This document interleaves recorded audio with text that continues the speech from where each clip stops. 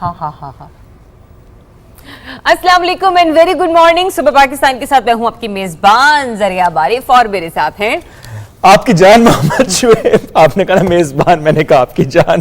चले जी जनाब, आप लोगों की जान, ठीक है, नाजरीन की जान, अपनी अम्मी की जान, जान जान पाकिस्तान, पाकिस्तान की जान, पाकिस्तान। ठीक है जी। चले जी, गुड मॉर्निंग वंस अगेन। और मौसम आज ऐसा है कि सबसे पूछा गया मौसम कैसा, तो मेरा जवाब ये था कि लग रहा है कि सर्दियों की धूप है और आपने बाहर बैठ के माल्टे खाने हैं। अच्छा खैर, मुझसे ये रही है, याद है हम लोग सर्दियों में भी डिस्कस किया करते थे कि सर्दियों में गर्मी मतलब धूप में बैठ के माल्टे क्यों खाने, कमरे में भी बैठ के खाए जा सकते हैं हीटर के पास, लेकिन ये एक ऐसा होता है कि हर मौसम के अपने अपने कुछ मोमेंट्स होते हैं जो एंजॉय किए जाते हैं। जैसे बारिश होती है, आपको पकौड़े और समोसे याद आ जाते हैं। गो के आप आलू पर से भी वो बेसन का छिलका उतार के खा रहे हो, तुम कहते हैं ये क्या कर रहे हो, तुम नाइंसाफी कर रहे हो पकौड़ों के साथ। लेकिन आपने समोसे का वादा किया था, वो वफा नहीं हुआ। वफा नहीं, मैंने कब वादा कर लिया, तो वो आज तक दादाबू नहीं हमें नजर आई। ये स्टोरी हम आपको बाद में बताएंगे, ठीक है। अभी समोसे का वादा मुझे नहीं आता। भैया आपने कहा था बारिश होगी तो समोसे खाएंगे। वो जो नाश्ता उस दिन किया था वो किसने? समोसे नहीं थे उसमें, समोसे नहीं थे ना उसमें, अंडे पराठे थे। चले जी, नाश्ता आई होप आपने भी आज तगड़ा किया होगा। मेरा नाश्ता भी पैक पड़ा है, मैं कुछ देर बात करूंगा। और मौसम की जब हम बात करें तो बेशतर इलाकों का मौसम ठंडा ठार है।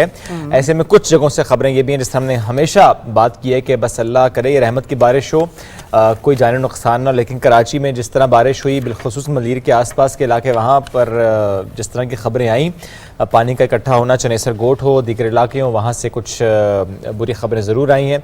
बट अल्लाह करे आगे आने वाले दिनों में जो बारिशें होनी, चूँकि अभी प्री मानसून, आगे आने वाले दिनों में मानसून, और उसमें चीज़ें बेहतर हैं। और कल मुझे याद है कि चेयरमैन फ्लड कमीशन ने भी कहा था कि ये जो बारिश होगी ये बताएगी काम कितना हुआ है। एग्जैक्टली और वाकई हमने कल उनसे सवाल किया था कि सर आप कुछ बता सकते हैं जहां पर आपने अलर्ट्स जारी किए थे, तो वहां पर इसमें सिचुएशन क्या है, कोई अर्बन फ्लडिंग के खदशात तो नहीं, या फिर नदी नालों में तग़यानी के मामला तो नहीं। तो उन्होंने ये कहा तो यही गया है कि हमने काम कर रखा है, लेकिन अब डेफिनेटली जो होने वाली बारिश है वो इस बात का हुआ है या नहीं हुआ है। और जिसके बाद हम ये कह सकते हैं कि कल सवाल का जवाब शायद शुएब हमें आज वाज़े तौर पर मिल गया है कि अगर काम उस तरीके से हुआ होता तो आज शायद कि जैसे आपने कुछ इलाकों का जिक्र किया, मलीर का, चनेसर गोट का और सिमुलहका इलाकों का, वहां पर सूरत हाल ऐसी ना होती। और हमने हमेशा देखा है कराची वाले जो पहले ही गर्मी का जहां पे बहुत ज्यादा जोर रहता है, गर्मी की शिद्दत बहुत ज्यादा जोरों पर होती है, दुआएं कर रहे होते हैं बाराने रहमत के लिए, बारिश के लिए। लेकिन जब बारिश होती है तो कोई पुरसाने हाल नहीं होता उनका, और उनकी जो यूं कह लीजिए खुशियां हैं ना, वो तकलीफ में बदल जाती हैं। लेकिन इसमें हम जरूर ये कहेंगे कि जरा आप चूंकि काम हुआ जरूर, लेकिन जिस तरीके से होना चाहिए या जितनी ज़रूरत है उस तक नहीं हुआ। और आइंदा आने वाले दिनों में अल्लाह करे कि ये काम ज़्यादा हो, यानी नालों की सफाई की हम बात करें, बिलखुसूस जो अभी निकासी आपका निज़ाम है उसको और बेहतर करने की ज़रूरत है। बिकॉज ज़ाहिर Karachi is one of the biggest city of Pakistan, और वहाँ पर जिस तरह अर्बनाइजेशन हुई है, जिस तरह वहाँ पर आबादी बढ़ी है, ऐसे में मसाइल भी बढ़े हैं। काम हुआ ज़रूर लेकिन ज़्यादा होने की ज़रूरत है। लेकिन इन का जिक्र आपने शायद वहाँ पर किया है ना, मेरा अक्सर वहाँ पर जाना हुआ जब 2018 के इलेक्शन हम लोग कवर कर रहे थे, और जाके लोगों से बात करना, ऑन द ग्राउंड सिचुएशन देखना। जब मैंने उन इलाकों का रुख किया तो वहाँ पर आवाम के भी अपने कुछ ज़ाती मसाइल है। ज़ाती मसाइल किस तरीके से है, हर बड़ी गली और मेन रोड के पीछे एक गली है जिसे माजरत के साथ कॉल किया जाता है गंदी गली, ठीक है, ही होती है। और वो वहां पर कचरे के ढेर होते हैं, मतलब आपने खाया पिया, पीछे वाला दरवाजा खोला और पीछे कूड़ा डंप कर दिया, वहां से कूड़ा उठता है, कचरा नहीं उठता, महीनों गुजर जाते हैं और इतनी स्मेल आती है, इतने गंदे कीड़े वगैरह। जब वहां से जाना हुआ, आप यकीन कीजिए बहुत बुरा एरिया था। अल्लाह जन्नत नसीब करे, हमें लियाकत साहब को, उनका हल्का भी मैं कवर कर रही थी, तो वहां पर भी बहुत बुरे हालात थे। ये तो आपकी मतलब यानी कि बेसिक उसमें होनी चाहिए ना कि अगर आपने कोई चीज इस्तेमाल कर ली है, इस्तेमाल करने के बाद आप जाके डस्टबिन में फेंकें, आप उसे ऐसे ही इधर उधर कहीं ना कहीं फेंक देते हैं। ये तो बड़ा दुरुस्त पॉइंट आपने रेज किया जरा आप, चूंकि ये हमेशा से कहा जाता है कि अगर आप एक डेजिग्नेटेड प्लेस पर कचरा फेंकेंगे तो वो जो सिस्टम है वो वर्क करेगा, और जिसने भी कचरा वहाँ से उठाना है उस डब्बे से या उस जगह से वो ले जाएगा। अगर आप इस तरह से फेंक देंगे फिर सफाई का निज़ाम थोड़ा सा मुश्किल हो जाता है। चलें बढ़ते हैं आगे, और ज़लज़ला जो आया उसकी बात करते हैं। अफ़गानिस्तान में ज़लज़ले के नतीजे में होने वाले जानी नुकसान की हम बात करें, जिस पर वज़ीर-ए-आज़म पाकिस्तान मियां मोहम्मद शहबाज शरीफ साहब ने गहरे दुख और रंज का इजहार किया और मुतासरा अफराद को हर मुमकिन मदद फराहम करने के आज़म का इरादा भी किया है। और ये कहा गया कि पाकिस्तान अफगानिस्तान के अवाम की हर मुमकिन मदद करेगा, जिस तरह से हो पाएगा हम लोग सपोर्ट करेंगे। ये मुश्किल वक्त है हमारे भाइयों पे, हमारे हमसाया मुल्क पर, इस मुश्किल वक्त में हम उनको साथ नहीं छोड़ेंगे। DGISPR साहब की तरफ से भी इस पर अफसोस का इजहार भी किया गया और जो भी सपोर्ट यानी अस्करी इदारे कर सकते हैं उन्होंने कहा कि हम इंशाल्लाह सपोर्ट करेंगे। बिल्कुल परेशानी का आलम है, दुख की घड़ी है। पहले हम लोग देख रहे हैं कि अफगानिस्तान के जो लोग हैं वो खासी मुश्किलात का उन्हें सामना है, क्राइसिस में हैं वो लोग पिछले कुछ 6 माह से, और ये जो मुश्किलात हैं उनकी थमने का नाम ही नहीं ले रही। बैंकिंग सिस्टम चौक हुआ हुआ है, वहाँ पर जो इदारे हैं वो तबाह हो चुके हैं, लेकिन फिर भी कुछ लोग जो हैं वो अभी भी वहीं पर मुकीम हैं। कुछ तो ऐसे अफगानी हैं जो कि मुख्तलिफ इलाकों की तरफ रुख कर चुके हैं, लेकिन अभी तक उन रेफ्यूजीज़ का जो है वो कोई सुनवाई नहीं हुई है। ऐसे में ज़लज़ले का आ जाना और ऐसे में जानों का ज़िया होना, लोग माली तौर पर जो है वो मुतासिर हुए हैं। तो यहाँ पर पाकिस्तान की तरफ से एक बार फिर हमदर्दी का, ताउन का हाथ बढ़ाया गया है और उसमें अस्करी और सियासी क़यादत एक पेज पर है। आगे बढ़ते हैं। जब हम बात हमदर्दी और ताउन की करते हैं, ये तो वो लोग हैं कि जिनके साथ पाकिस्तान अपना रवैया इख्तियार किए हुए है, लेकिन जब अपने ही आपकी मदद को आन पहुंचे तो वो मामलात बेहद खूबसूरत हो जाते हैं।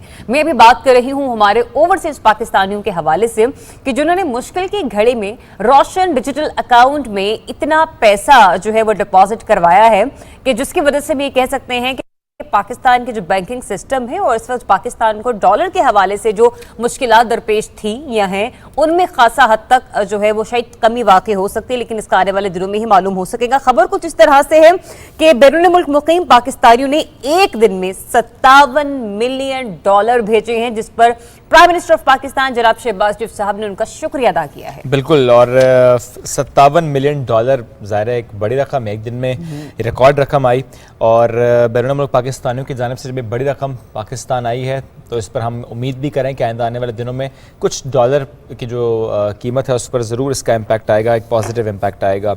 और रोशन डिजिटल अकाउंट के साथ गवर्नमेंट खड़ी है, इसको सपोर्ट कर रही है और बैरून मुल्क पाकिस्तानी जिस तरह इनको असासा हमेशा से कहा गया है उन्होंने साबित भी किया है कि हम असासा हैं और हम इसको साबित करते हैं कि मजबूत मईशत के लिए जो रोल ओवरसीज पाकिस्तानी का है उसकी एक कड़ी है। चलें बढ़ते हैं आगे। अच्छी चीज शुएब ये भी है कि हमें देखा मनसूबा था, ये पिछली गवर्नमेंट का था, उन्होंने इस पर पहला कदम लिया, लेकिन ये बात उस हद तक ज्यादा मुस्बत हो गई कि जब हमने ये भी देखा कि कल प्राइम मिनिस्टर की तरफ से ये बयान सामने आया कि रोशन डिजिटल अकाउंट स्कीम की मुकम्मल हिमायत और सरपरस्ती करेंगे। मतलब कि वो तमाम मनसूबे जिनका शहबाज शरीफ हुकूमत की तरफ से पहले दिन ही इस बात का यादा कर दिया गया था कि ऐसे मंसूबे जो आवाम की फलाह के लिए और पाकिस्तान की तरक्की के लिए होंगे, हमारी हुकूमत उनको तरजीह देगी और उनको जरूर कंटिन्यू करेगी। तो उनमें से एक इकदाम है जिस पर वज़ीर-ए-आज़म पाकिस्तान जनाब शहबाज शरीफ साहब और उनकी टीम जो है शाना बशाना है और इस किस्म के इक़दाम को लेकर वो आगे कंटिन्यू कर रहे हैं। और ऐसे में फिर हमने ये देखा कि बैरून मुल्क मुकीम जो हमारे पाकिस्तानी हैं उन्हें एक बार फिर मुल्क का कीमती असासा करार दिया गया। चलें बढ़ते हैं आगे। अब थोड़ी एनर्जी की बात करते हैं और इससे पहले कि मैं पाकिस्तान से जुड़ी एक खबर का energy and very energetic, yes energy and very energetic, लेकिन एक गाड़ी, क्योंकि आजकल वैसे पेट्रोल प्राइस इस तरह से हाई है तो हर कोई ये सोच रहा है कि क्या किया जाए, या तो गाड़ी छोड़ दी जाए, साइकिल इस्तेमाल ज़्यादा की जाए, यानी छोटे छोटे अगर आपने रूट्स लेने हैं, या पूल करके या metro bus service, at the same time hybrid and then electric cars. अब सोलर कार्स की बात भी हो रही है और ऐसे में खबर हमारे पास नीदरलैंड से, जहां की कंपनी की जानिब से सूरज की रोशनी से यानी सोलर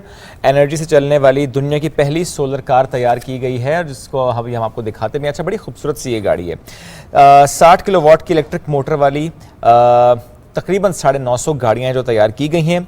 इसकी जो रूफ है और जो इसके दरवाजे हैं इस पर सोलर पैनल नस्ब किए जाएंगे और सोलर इलेक्ट्रिक कार को सूरज के जरिए दिन में किसी भी वक्त चार्ज किया जा सकता है, प्रोवाइडेड के उस दिन सूरज की रोशनी हो। जबकि कंपनी का दावा यह है कि गाड़ी एक मरतबा चार्ज करने से 700 किलोमीटर से ज्यादा सफर कर सकती है और कीमत है 2.5 लाख यूरो। चलेंगे तो हमने क्विकली एक खबर शेयर की है, 2.5 लाख यूरो आपने एक ही उसमें सांस में कह दी, कैसी बातें करेंगे, पाकिस्तानी कन्वर्ट करें ना, 5 करोड़ 35 लाख रुपए। जी हाँ, ये अमाउंट है इस गाड़ी की। तो जरा सोचें आपके 5 करोड़ 35 लाख की गाड़ी आप इस्तेमाल कर रहे हैं। एनीवेज इस वक्त डॉलर से बढ़ गई हैं, आसमानों को छू रही हैं, ऐसे में 5 करोड़ के बारे में सोचना और ऐसी महंगी गाड़ी के बारे में सोचना खासा मुश्किल हो गया। लेकिन अच्छी बात यह है कि ये हम लोग जो हैं वो जिद्दत की तरफ बढ़ रहे हैं। जनाब, जब हमने एनर्जी के हवाले से बात की तो एक अच्छी खबर है और बहुत ही अच्छी खबर है, और वो है ना सिर्फ पंजाब से बल्कि सिंध से भी। सिंध और पंजाब में तेल और गैस की दरियाफ्त के हवाले से 2 बड़ी कामयाबियां सामने आई हैं जनाब। 62 लाख क्यूबिक फीट से जायद गैस जबकि 1400 बैरल यौमिया खाम तेल भी बरामद होगा। और सिंध के हवाले से जिला टंडोवाला यार में नम ब्लॉक से ये जो है वो ज़खायर जो हैं दरियाफ्त हुए हैं। इस पर हमें ज्वाइन कर रहे हैं सूबाई वज़ीर बराए तवानाई सिंध इम्तियाज़ अहमद शेख साहब, उन्हें वेलकम करते हैं। अस्सलाम वालेकुम sir and very good morning sir. बहुत अहम और बहुत बड़ी खबर है, ये बताइएगा इन ज़खायर से कब तक मुकम्मल तौर पर फायदा उठाया जा सकेगा?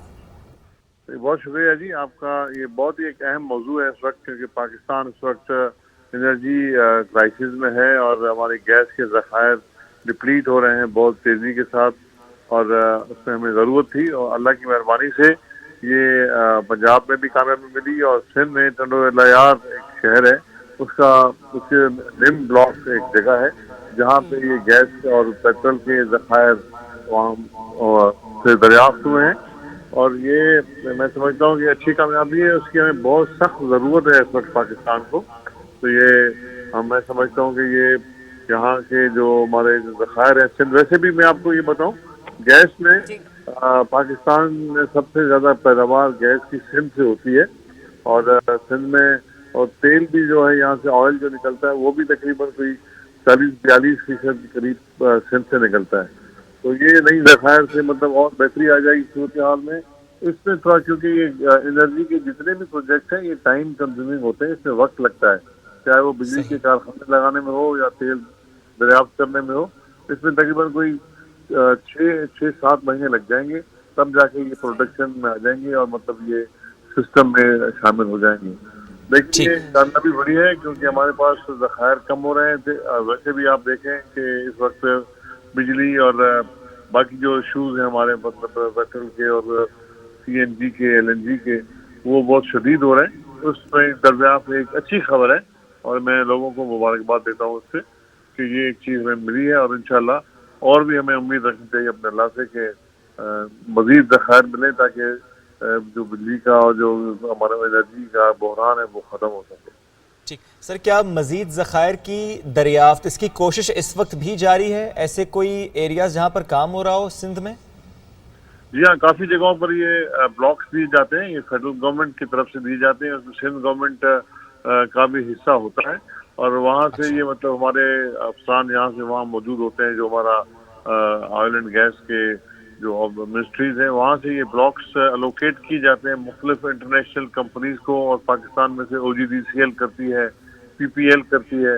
तो ये मतलब 3-4 जगहों पर हर वक्त काम होता रहता है। इस वक्त दादू में काम हो रहा है, यहाँ सांगड़ में काम हो रहा है, ये अपना हैदराबाद ज़िले में काम हो रहा है। तो ये मुख्तलिफ इलाकों में पाकिस्तान के ये काम चलता रहता है और तेल की दरियाफ्त या गैस की दरियाफ्त हो जाती है। तो ये इस वक्त भी कई ब्लॉक पे काम हो रहा है। तो तवक्को रखें और उम्मीद रखें अल्लाह से कि इसमें कामयाबी हो। सही। अच्छा इम्तियाज साहब, अब जरा हम लोग नॉर्मल एनर्जी क्राइसिस की तरफ भी आएँ जहाँ पर हम ये देख रहे हैं कि मुल्क भर में अभी भी लोड शेडिंग हो रही है। मैं बिलखुसूस सिंध के हवाले से आपसे बात करूँगी। गुज़िश्ता रोज़ भी होने वाली जो बारिश है उससे कई फीडर स्ट्रिप भी कर गए और मामला खासे परेशानी की तरफ चले जाते हैं। इस वक्त मुतबादिल ज़राए क्या है, क्योंकि एक तरफ के इलेक्ट्रिक है, उनकी तरफ से भी प्राइसेस इंक्रीज कर दी जाती हैं हर गर्मी में और कोई ना कोई इंफ्रास्ट्रक्चर का भी इशूज़ आते हैं। इस वक्त ऑन ग्राउंड सिचुएशन क्या है ताकि जो एनर्जी के हवाले से हमने देखा ना लोड शेडिंग बहुत ज्यादा हो रही है, उस पर काबू पाया जा सके? देखिए जी, लोड शेडिंग जो है ये मतलब हमारी पिछली गवर्नमेंट के जो गलत पॉलिसीज थी उसकी वजह से ये हमारे पास शॉर्टेज है बिजली की इस वक्त। और वो उनकी नाकस पॉलिसियां थी और फेलियर पॉलिसीज थी जिससे हम इम्पोर्ट भी नहीं कर सके तेल और हमारे LNG वगैरह जो कि हमारे बिजली के पैदा करने में भी काम आते हैं और बाकी चीज़ों में भी काम आती है। लेकिन इस पे मुतबादिल जो है हमारे पास यहाँ थरकोल है जिसपे काम हो रहा है, जो कि पाकिस्तान की अपनी इंडिजीनियस सोर्स ऑफ एनर्जी है, उस पर काम हो रहा है। और मैं मतलब इसमें ये ज़रूर जिक्र करता चलूँ, कई सालों से हम कह रहे थे कि उसको इस्तेमाल करें कि हमारे पास डॉलर्स की कमी होती है, हमारे पास फॉरेन एक्सचेंज को सेव करने के लिए लोकल सोर्स हम इस्तेमाल करें। तो वो नहीं हुआ, लेकिन अभी मौजूद मैं शुक्रिया अदा करता हूँ वज़ीर आज़म साहब का, जनाब शहबाज शरीफ साहब का, जिन्होंने इस पे तवज्जो दी है और हम लोग इस पे मीटिंग्स कर रहे हैं और अल्टरनेट सोर्सेज ऑफ एनर्जी का घर के कोयले से को अहमियत दी जा रही है। और माजरत मैं एक सवाल इस तनाजुर में लेना चाह रही हूँ, जो कराची के लोग हैं उनका ज्यादातर इन्हिसार जो है वो के इलेक्ट्रिक पर है।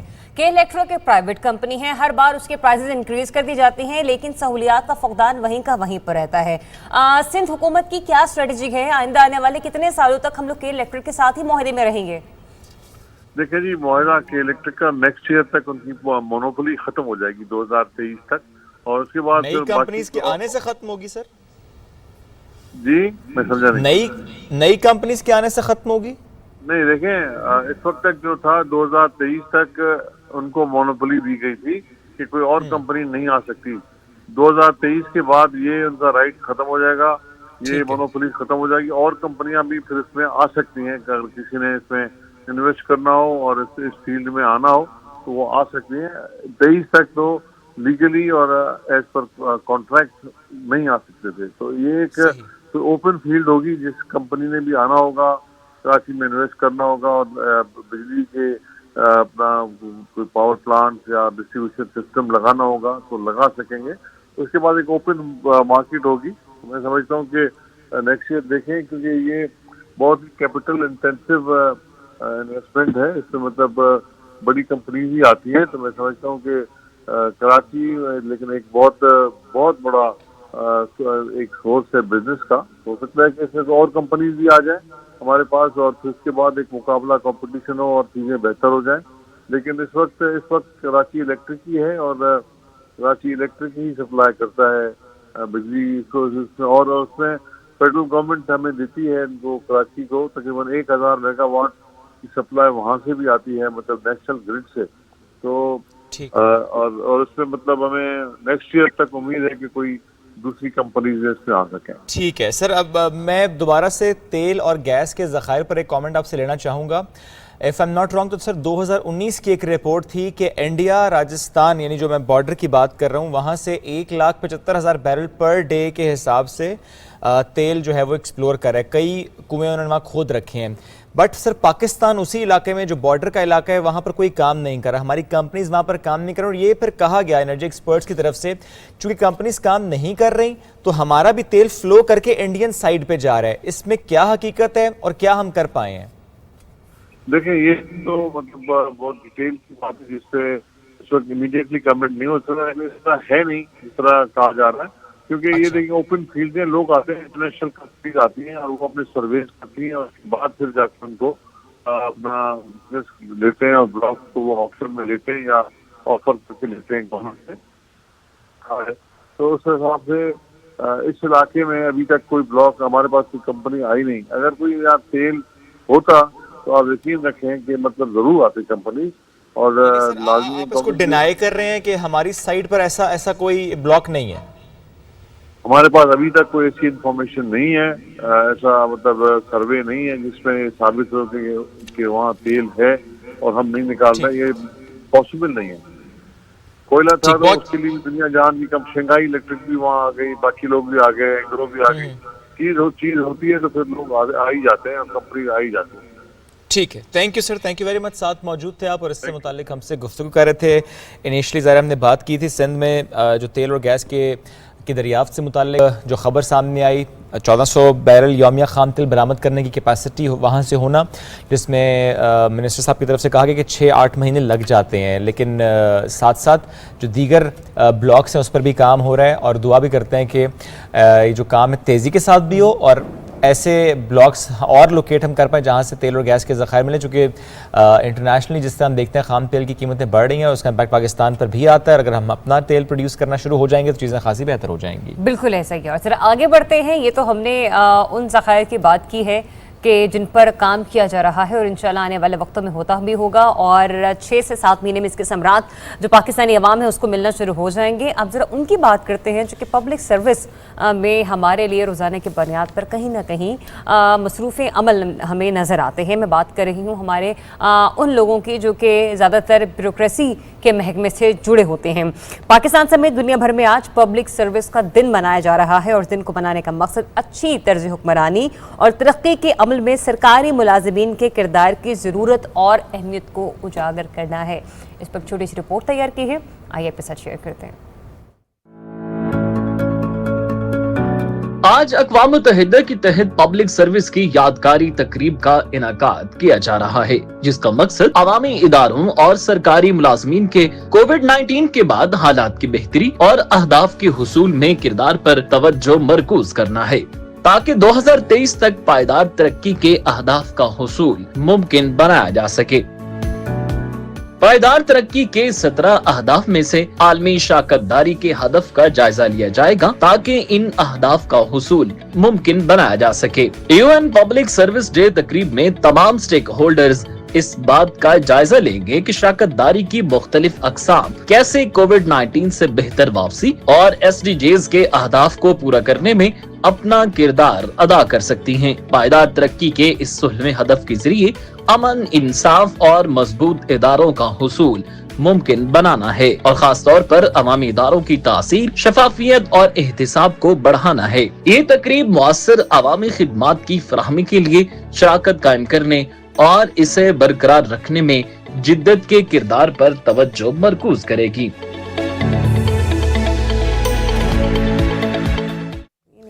चले जी, पब्लिक सर्विस डे, इसकी मुनासबत से एक रिपोर्ट देखी। अब जरा ग्लोबल वार्मिंग से मुतालिक भी कुछ गुफ्तगू करते हैं।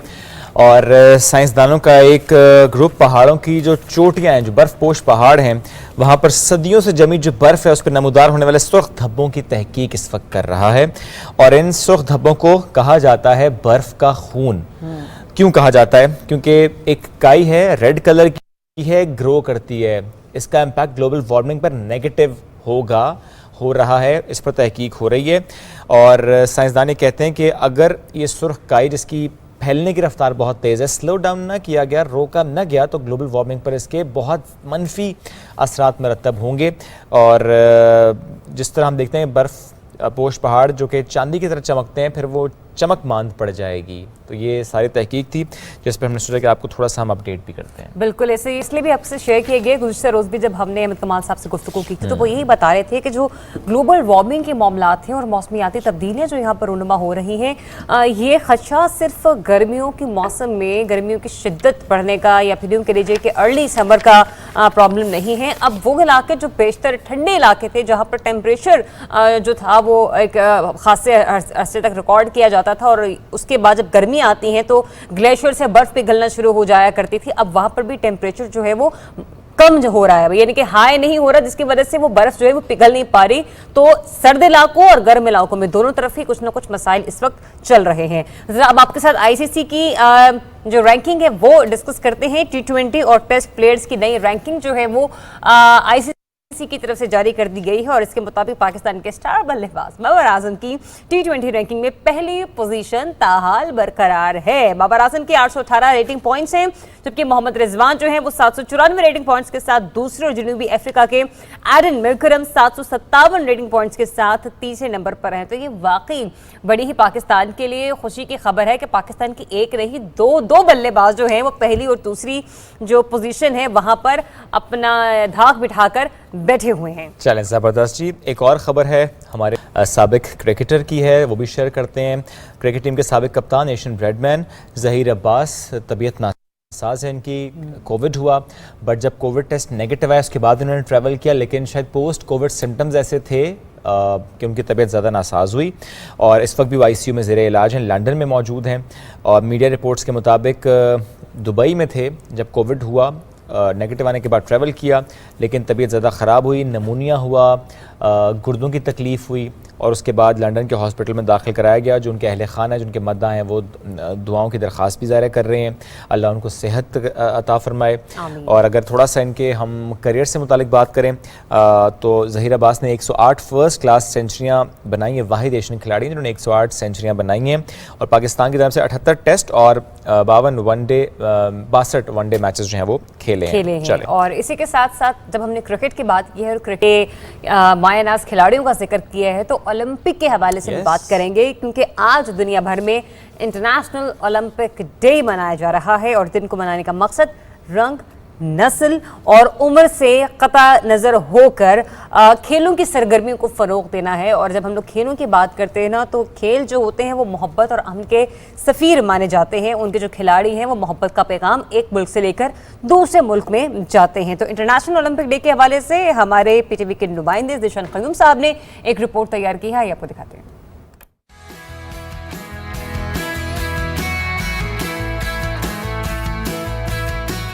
खेलों की आलमी तंजीम इंटरनेशनल ओलंपिक कमेटी के ज़ेरे एहतमाम दुनिया भर में हर साल 23 जून को ओलंपिक डे का इनेकाद किया जाता है। IOC से इल्हाक रखने वाले तमाम रुकन ममालिक में इस दिन की मुनासबत से तकरीब का एहतमाम किया जाता है, जिसमें ओलंपिक रन समेत खेलों के मुख्तलिफ मुकाबले शामिल होते हैं। इन मुकाबलों का मकसद ओलंपिक मूवमेंट के मुतालिक आगाही फराहम करना है।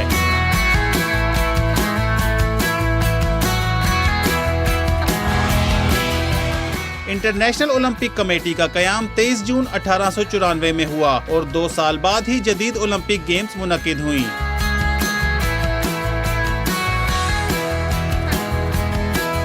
पहली मर्तबा 1948 में इस बात का फैसला किया गया कि ओलंपिक कमेटी की सालगिरह मनाई जाए और इसका मकसद उम्र, नस्ल और खिलाड़ियों की काबिलियत से कतई नजर दुनिया में खेलों को फरोग देना होगा। 1987 में ओलंपिक डे के हवाले से दुनिया भर में ओलंपिक डे रन का एहतमाम किया गया, जिसमें 45 ममालिक ने शिरकत की। अब ओलंपिक डे रन में हिस्सा लेने वाले ममालिक की तादाद 200 से जायद हो चुकी है। ओलंपिक डे रन में 1.5 किलोमीटर, 5 किलोमीटर और 10 किलोमीटर की दौड़ के मुकाबले कराए जाते हैं, ताकि मर्दों, खवातीन और बच्चों में खेलों में शिरकत का रुझान बढ़ता चला जाए।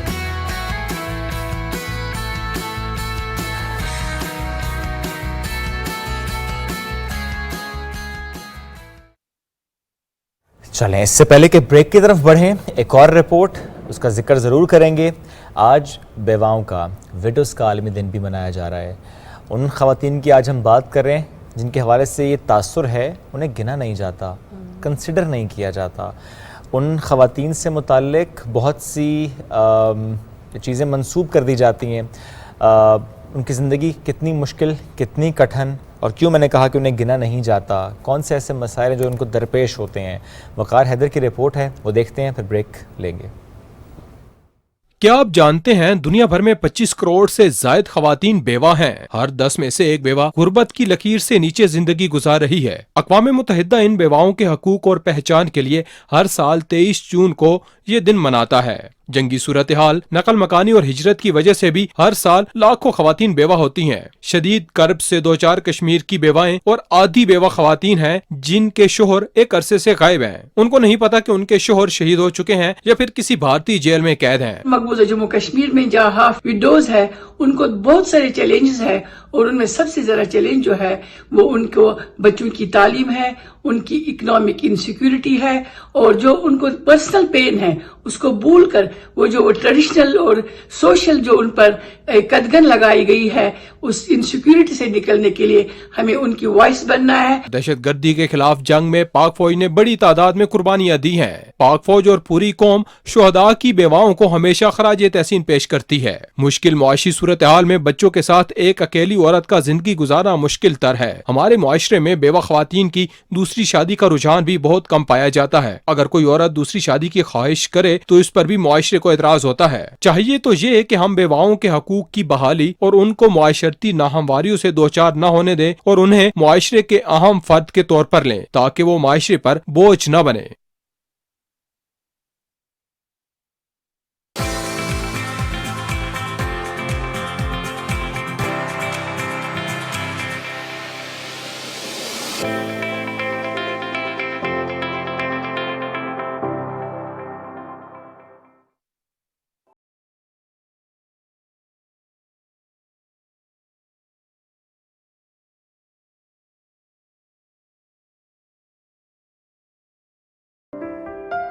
शौक तेरा अगर न हो मेरी नमाज का इमाम, मेरा कयाम भी हिजाब, मेरा सुजूद भी हिजाब।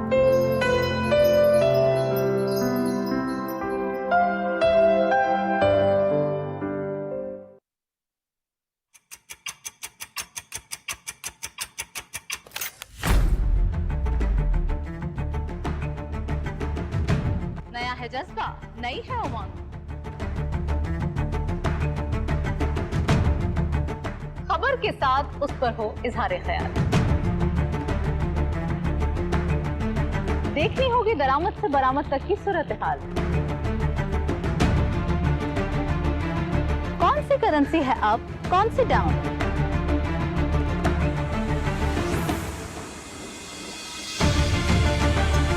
मुआशी खुदनिसारी कैसे हासिल की जाए? रखते हैं नजर रियल एस्टेट से लेकर कमोडिटीज के उतार चढ़ाव तक। बिजनेस की होगी बात माहिरीन के साथ।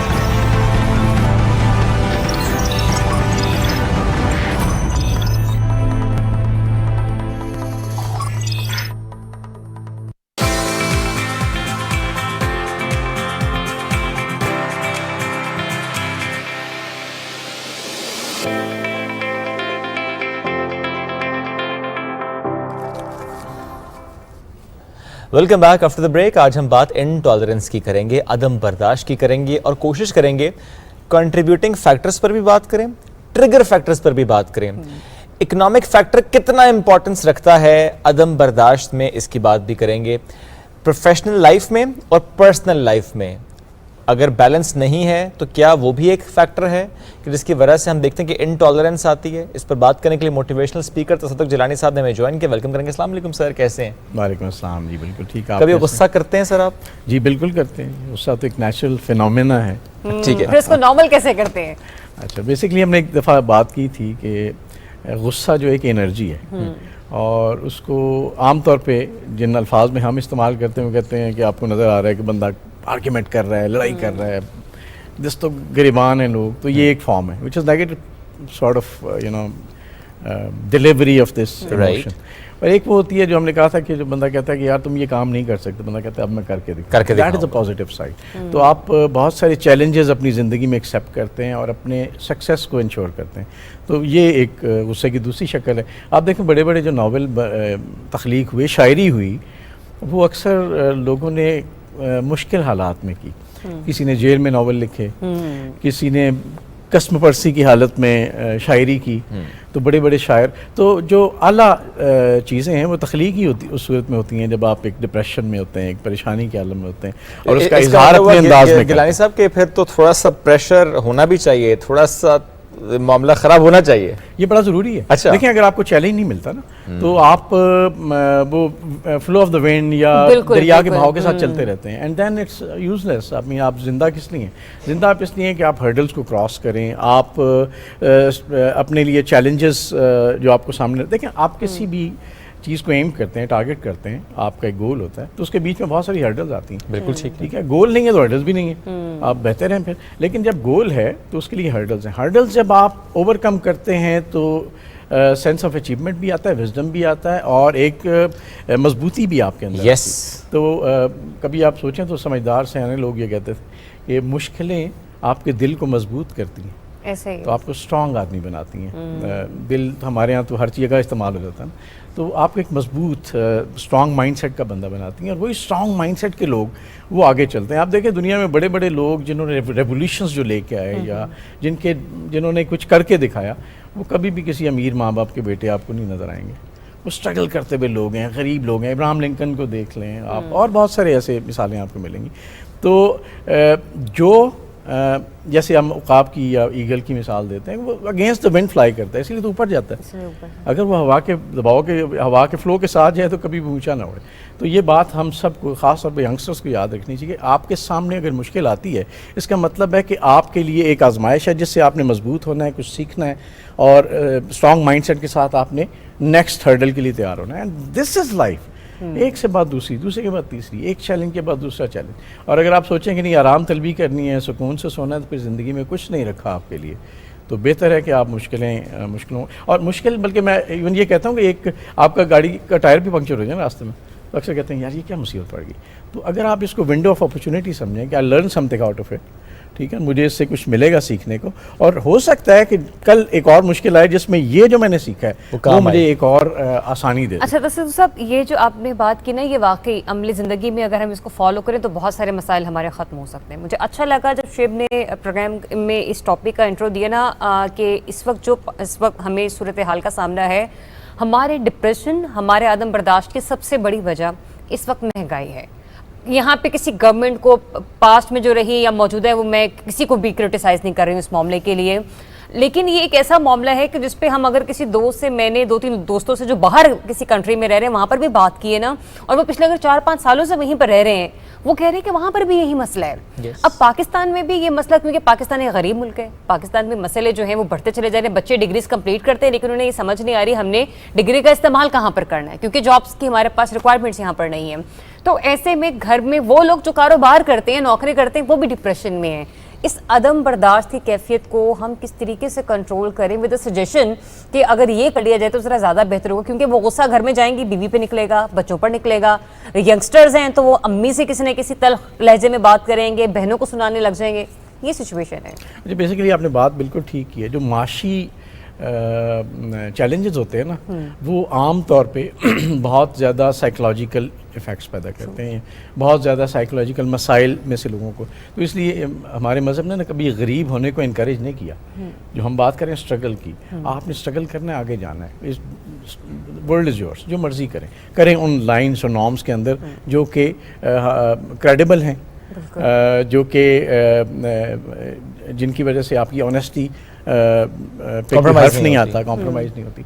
तो इसमें अच्छा, माशी अदम इस्तेकाम, जैसे आपने कहा कि पूरी दुनिया में महंगाई का एक सिलसिला है, और ये अभी से नहीं है। अगर आप गौर करें ना, तो कोविड से पहले 1-2 साल पहले ये मामलात, इकनॉमिक जो डाउनफॉल है वो स्टार्ट हो गया था। मिडल ईस्ट में, यूरोप में, यूएस में ये चीज़ें शुरू हो गई थी, और उसके बाद कोविड ने सोने पे सुहागा और इस पे कंट्रीब्यूट किया। तो उससे ओवरऑल एक चैलेंज आया। और अमेरिका में आप देखें, वहाँ पे भी $5 के करीब ऑयल बढ़ा है। मिडल ईस्ट में ऑयल प्राइसेस हाई हुई हैं, और एनर्जी प्राइसेस हाई होने का मतलब ये है कि आपकी हर कम्युनिटी उससे इफ़ेक्ट होती है। आप इसको आसानी से कैलकुलेट कर सकते हैं। तो उससे प्रेशर है, लेकिन वर्किंग अंडर प्रेशर का ना एक रूल है, और रूल ये है कि आप हमेशा, बहुत नॉइज़ हो ना, बहुत प्रेशर हो, तो उसका रूल ये है कि आपने सिर्फ अपने काम पे फोकस करना है, आपने उस नॉइज़ को फिल्टर करना। आप हमेशा अगर नॉइज़ सुनते रहेंगे तो आप अपने स्कोप, जिस पे काम कर रहे हैं, उसका फोकस लूज करेंगे, उसमें जो सक्सेस आपकी होनी है वो कम हो जाएगी।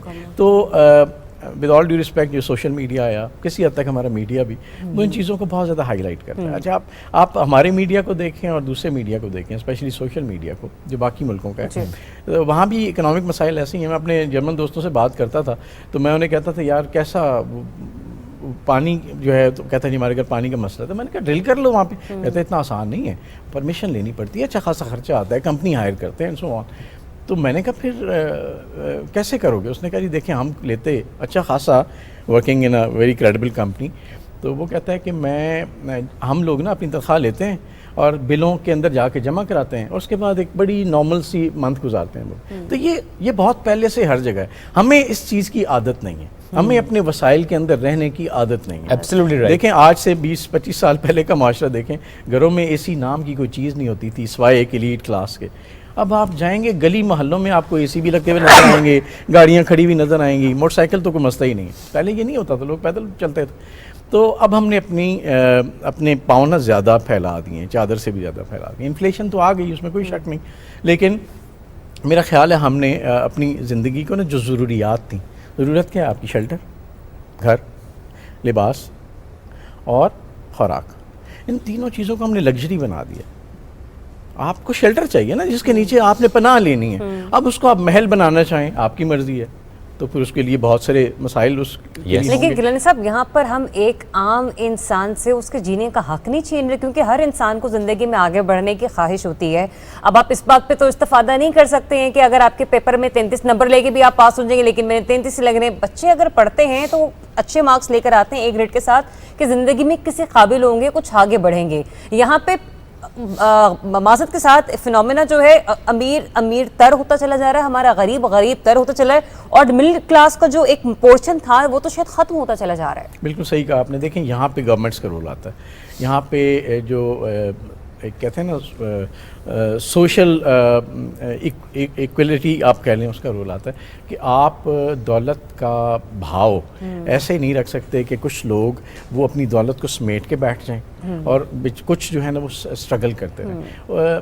اسلامک اکنامکس کیا ہے کہ آپ کبھی بھی پیسہ جمع نہ کریں. انہیں کوئی اسلام کو کوئی اس سے مسئلہ نہیں ہے کہ آپ کے پاس پیسے زیادہ ہیں تو کوئی مسئلہ ہے، کوئی مسئلہ نہیں. وہ کہتے ہیں اس پیسے کو ریوائیو کریں، اس کو جمع نہ کریں. اکنامکس کا بیسک یہ رول ہے.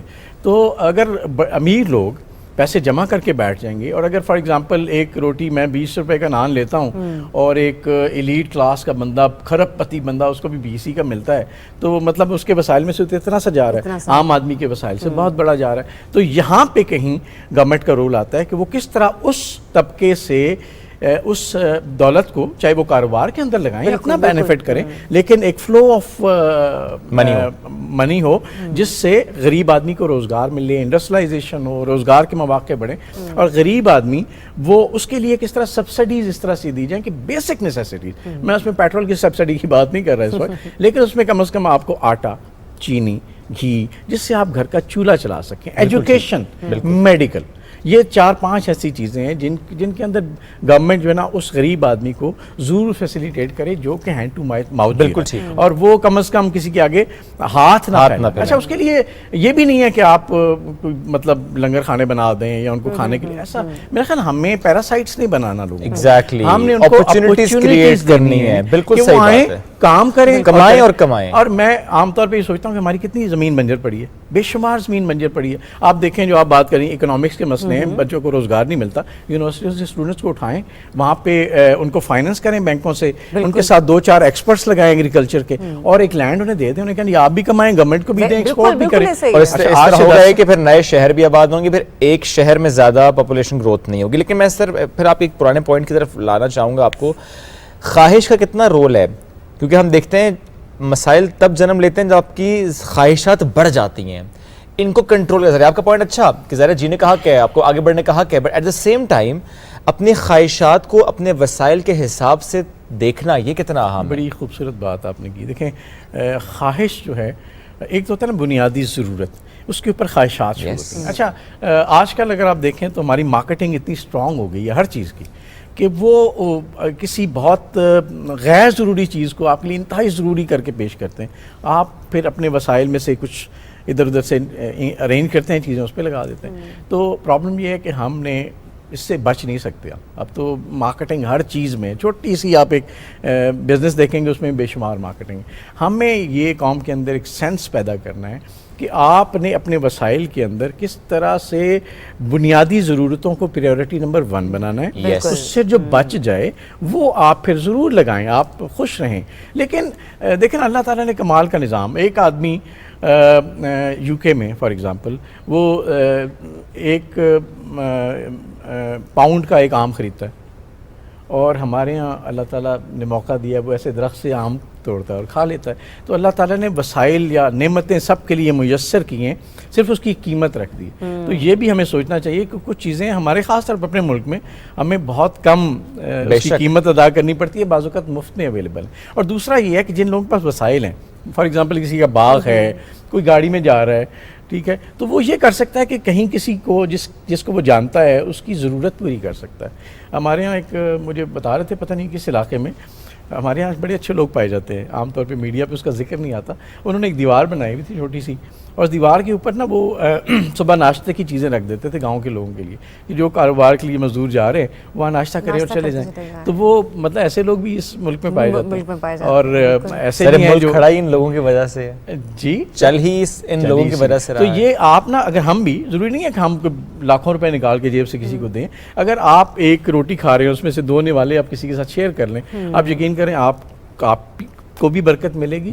اور اس کی وجہ سے جو آپ دیتے ہیں نا، جو ہم ایک دفعہ بات کرتے ہیں دینا شروع کر دیں تو آپ کو اللہ تعالیٰ کئی گنا زیادہ وہ چیزیں دے دیں گے. تو ہمیں بانٹنے کی عادت, اور اسی سے انٹالرنس سے ہم تھوڑا سا ہٹ گئے, اس وجہ سے اسی وجہ سے انٹالرنس بڑھی ہے. ہم لوگ خود غرض ہو گئے, ہم لوگ حسد کرنے لگے, کوئی کیوں کامیاب ہے, کوئی کیوں آگے بڑھ رہا ہے.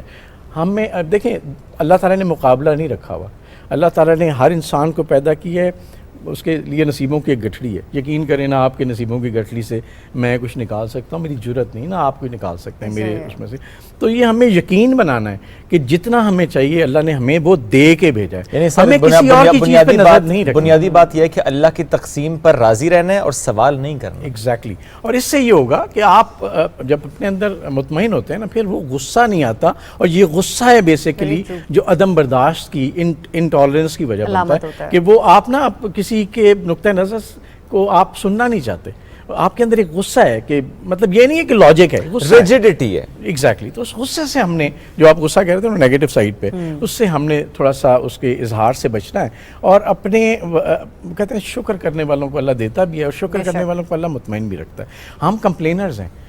کمپلینس جو ہے نا وہ دلوں میں بیماریاں پیدا کرتی ہیں. تو کمپلینس کو اور گریف جو غم ہے نا, مومن کو غم سے دور رہنے کا کہا گیا. غم مومن ایک کیریکٹر ہے نا. Yes. تو مومن, ہم بھی مومن بننا چاہتے ہیں. ضروری نہیں مومن کو بہت زیادہ مطلب ہم کوئی ولی بن جائیں, لیکن ایک عام آدمی کی طرح کہ ہم دوسروں کے لیے پیار رکھیں, ہم دوسروں کے لیے جیسے کہتے ہیں دھونے والے ان کے ساتھ شیئر کر کے کھا لیں, ہم دوسروں کے لیے. ویلکم بیک ناظرین. بریک کے بعد آپ کو ایک بار پھر سے خوش آمدید کہتے ہیں. تو جو اس وقت نان, کلچے, نہاری, پائے سب کچھ کھا رہے ہیں وہ کھاتے رہیں, لیکن کھانے کے ساتھ ساتھ آپ لوگوں نے احتیاط بھی کرنی, کیونکہ بہت سارے لوگ خوابوں کے شوقین ہوتے ہیں.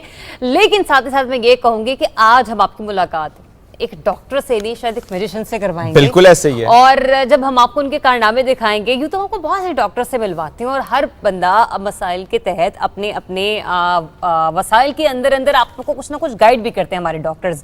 لیکن تو آج کے ہمارے ڈاکٹرز ہیں, ابھی بریک پر جب ہماری ان سے کانورسیشن ہو رہی تھی تو ہم سمجھنے کی کوشش کر رہے تھے کہ جس ٹریٹمنٹ کا آج ہم ذکر کرنے جا رہے ہیں اپنے ویورز کے ساتھ, ہم انہیں عام اور سادہ الفاظ میں سمجھائیں گے کیسے, اور ساتھ ہی ساتھ یہ پروسیجر ہوگا کیسے. ایسے میں کچھ ہی لمحے گزرے تھے کہ ڈاکٹر صاحب نے نا ہم سے 2-3 کچھ پکچرز شیئر کی, جس کے بعد میں اور شعیب ایک دوسرے کو ایسے دیکھ رہے تھے, یہ کیسے ہو گیا.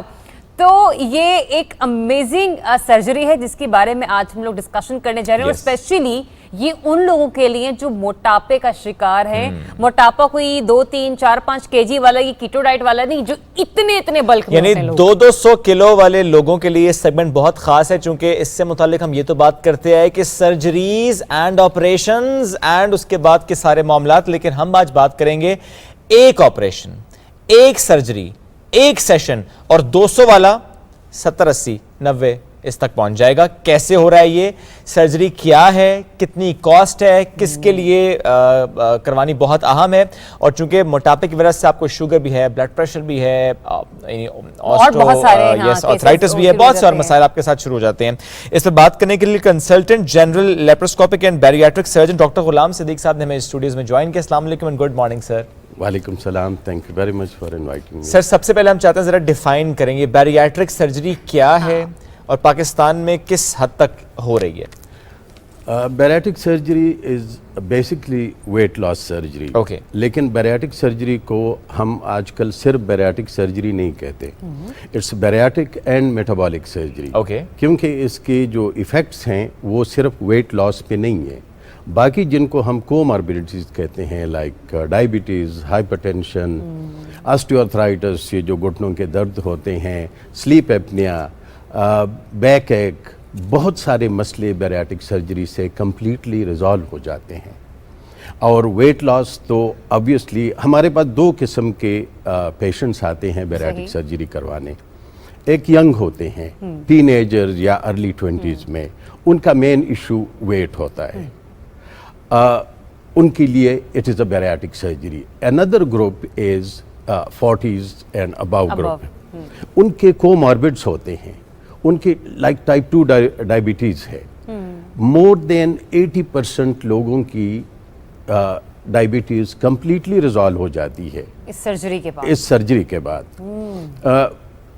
کچھ نہ کچھ پرابلمس تھوڑی بہت پیشنٹس میں اگر رہتی بھی ہے, وہ ایسی ہے کہ somebody is on انسولین, تو وہ ٹیبلٹس پہ چلا جاتا ہے, اورل ہائپوگلائسیمک جنہیں ہم کہتے ہیں. باقی جو ہے وہ ڈائٹ پہ چلے جاتے ہیں, ڈائٹ سے کنٹرول, obviously کھاتے زیادہ تو کھا نہیں سکتے. تو دس از what bariatric surgery is all about. نہیں آپ نے کہا کھا نہیں سکتے, تو اس میں پھر ہوتا کیا ہے, کیا سٹمک چھوٹا اس کر کے دیا جاتا ہے؟ بیریاٹک سرجری کے جو کامن آپریشنز ہیں وہ 2-3 آپریشنز پاکستان میں جو ہوتے ہیں یا فار دیٹ میٹر دنیا بھر میں جو سب سے کامن ہے. ایک کو ہم کہتے ہیں sleeve gastrectomy. Sleeve gastrectomy is basically اس میں آپ سٹمک کو چھوٹا کرتے ہیں. Okay, but mind you these are laparoscopic یعنی پروسیجرز, وہ مائنر انسیجن کے ساتھ ہے, چھوٹے انسیجنز ہیں. ٹھیک ہے. اس کو کی ہول بھی کہتے ہیں لوگ, پاکستان میں لیزر بھی کہتے ہیں, دو کہ لیزر ٹیکنالوجی اس میں نہیں یوز ہوتی, لیکن یہ وہ آپریشن ہے جس سے ہم گال بلیڈر یا پتا بھی نکالتے ہیں. دا سیم پروسیجر, چھوٹے انسیجنز ہیں اور ان چھوٹے انسیجن سے آپ سٹمک کو سائز کو تقریباً 75% سٹمک آپ ریموو کرتے ہو, سٹیپل کر کے ڈیوائڈ کرتے ہو. رزلٹ کیا ہے؟ رزلٹ یہ ہے کہ یہ پیشنٹ ایک گو میں زیادہ کھانا نہیں کھا سکتا, ایک گو میں زیادہ کھانا نہیں کھا سکتا. تو اس سے گریجولی جو ہے نا ویٹ کم ہونا شروع ہو جاتا ہے, کیونکہ یو نیڈ کیلوریز. آپ کی اتنی بڑی باڈی کے ساتھ یو نیڈ کیلوریز. وہ کیلوریز آپ کی باڈی کی اپنی جو فیٹ ہے اسی سے وہ برن آؤٹ ہو کے آپ کو کیلوریز دے رہی ہے. تو کبھی کبھار تو مریض کہتے ہیں کہ اگلے دن جا کے ڈاکٹر صاحب میں تو اسی طرح ہوں. تو یہ it's a different form of surgery. یہ لائپوسکشن نہیں ہے, نہ یہ ایبڈامنوپلاسٹی جسے کہتے ہیں وہ ہے, ٹمی ٹک جو پروسیجر ہے. جی جی, ان پروسیجرز میں تو آپ کے باڈی کا ایک خاص پارٹ آپ اس کو ٹریٹ کرتے ہو. اس میں اوور آل ٹرانسفارمیشن ہوتی ہے. آپ کا چہرہ جو اتنا ڈبل چن لوگوں کا بنا ہوتا ہے, فیٹ جو شولڈرز پہ ہیں. سر ایک سٹمک کو سکویز کرنے سے آپ کا فیس, آپ کے مطلب تھائی فیٹ, آپ کا باڈی کے ادر پارٹس سب آپ کے شرنک ہونا شروع اس کا مطلب یہ ہو کہ آپ نے جب سٹمک چھوٹا کر دیا, آپ کو بھوک نہیں لگ رہی یا آپ بہت کم کھا رہے ہیں, تو جو آپ کا فیٹ ہے پھر آپ اسے کنزیوم کرنا شروع ہو رہے ہیں. ایگزیکٹلی, ٹھیک ہے, آپ اپنے فیٹ کو اپنے آپ کو اپنے کھانا شروع کر دیا, اپنے آپ کو کھانا شروع کر لیا ہے. ٹھیک ہے. اب سر ایک آپریشن جب ہو گیا, اس آپریشن کے کتنے عرصے میں یہ ٹرانسفارمیشن کمپلیٹ, یا فور دیٹ میٹر اتنی ہوتی ہے کہ وہ نظر آتی ہے؟ پھر نظر آنی تو تقریباً 3 مہینے میں شروع ہو جاتی ہے, اور کمپلیٹ جو ہے وہ تقریباً سال لگ جاتا ہے. شروع میں ویٹ بہت ریپڈلی جانا شروع کرتے ہیں.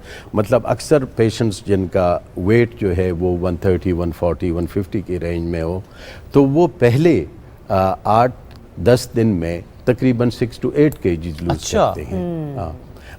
گریجولی پھر کیونکہ 2 weeks تک ہم ان پیشنٹس کو لیکوڈ ڈائٹ پہ رکھتے ہیں. ٹھیک ہے.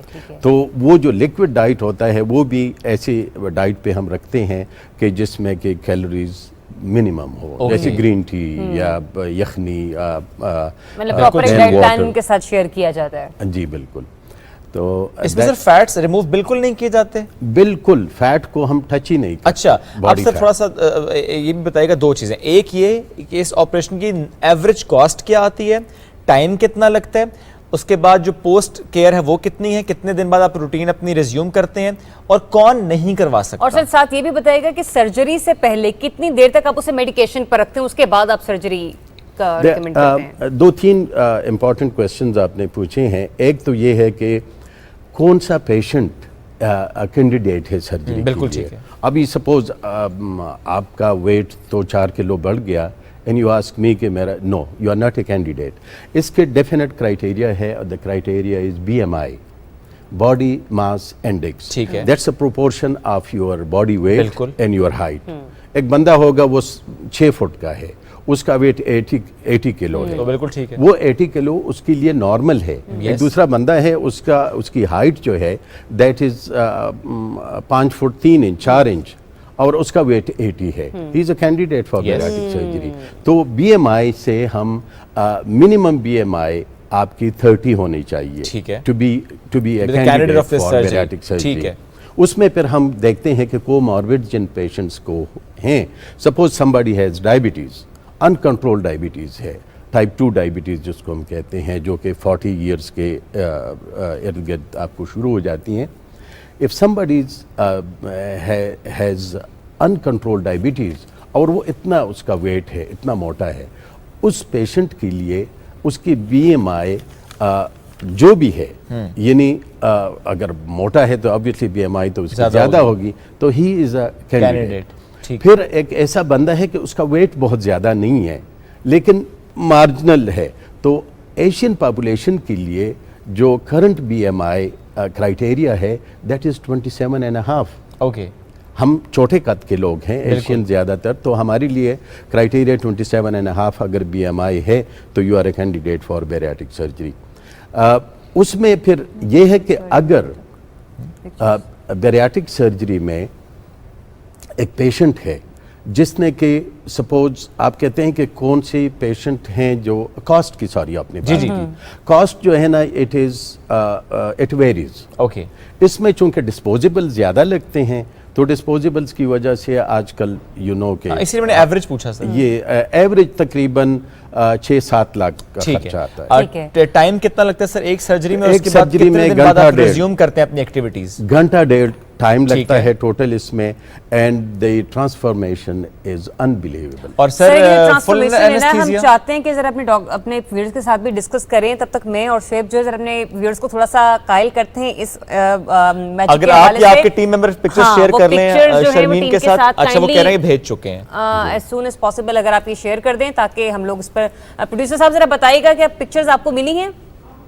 चले, पिक्चर्स अभी तक नहीं मिली क्योंकि वो जो पिक्चर्स हमने देखी हैं उसमें ज़रा एक साहब अगर 200 किलो उनका वजन था और विद इन फ्यू मंथ्स उनका वजन बहुत कम हो गया, वजन गिर गया और बड़ा स्मार्ट और एक अच्छे फिजिक के साथ वो हैं, तो एक मोटिवेशन मिलती है। और ये बात हम इसलिए नहीं कर रहे कि आपने अच्छा दिखना है, ठीक है, दैट इज़ वन गोल, आपने अच्छी ज़िंदगी गुजारनी है, सेहतमंद ज़िंदगी गुजारनी है, हम इसकी बात करें। ज़रा सोचिए, जो सर ने बात की ना 5-6-7 लाख रुपए कॉस्ट, तो मैं उसको इस तरह से कहूँगा, अगर आपको मोटापा है, अगर आपको डायबिटीज़ है, ब्लड प्रेशर है, दीगर और मसाइल आपके साथ अटैच हो गए हैं, उसकी जो आप मेडिसिन लेंगे, उसके जब हॉस्पिटल्स जाएंगे, डॉक्टर्स के पास जाएंगे और आपके साथ एक और साहब भी जाएंगे और उनकी भी एक कॉस्ट लगेगी, टाइम की भी एक कॉस्ट होती है, इस सबको अगर आप साथ मिलाएंगे और फिर भी आप सेहत नहीं पाएंगे, उसके बरक्स अगर आप एक ऐसा ऑपरेशन करा रहे जो 1 घंटे की सर्जरी है, 5-6 लाख रुपए अगर आपके लग रहे हैं, उसके बाद आप एक सेहतमंद जिंदगी गुजार रहे हैं, तो ये बहुत बेहतर है उससे कि जिसमें आपका वक्त भी ज़ाया है, आपकी एनर्जी भी ड्रेन हो रही है, आपका पैसा भी लग रहा है, आपके साथ 1-2 और लोगों का पैसा भी लग रहा है और टेंशन अलग है कि आपको बीमारियां हैं। तो इसलिए हम सारी बात कर रहे हैं कि ठीक है, मैं फिर कहूँगा कि ये हमारा हक है कि हम अच्छे दिखें, यानी अगर किसी का वजन ज्यादा है तो बिल्कुल अच्छा देखने की कोशिश करें, बट उसमें ज्यादा आपका गोल ये होना चाहिए कि आपने हेल्दी रहना है, आपका हेल्दी लाइफस्टाइल हो, आपकी जिस्मात ऐसी हो कि उसकी वजह से आपको आगे चलकर कोई मसाइल ना हो। बिकॉज हमने ये देखा है, जरा सी वेस्ट आपकी अगर बढ़ी, यानी आपका पेट निकला, तो उसका जो पहला असर नजर आता है वो आपको डायबिटीज की सूरत में नजर आता है।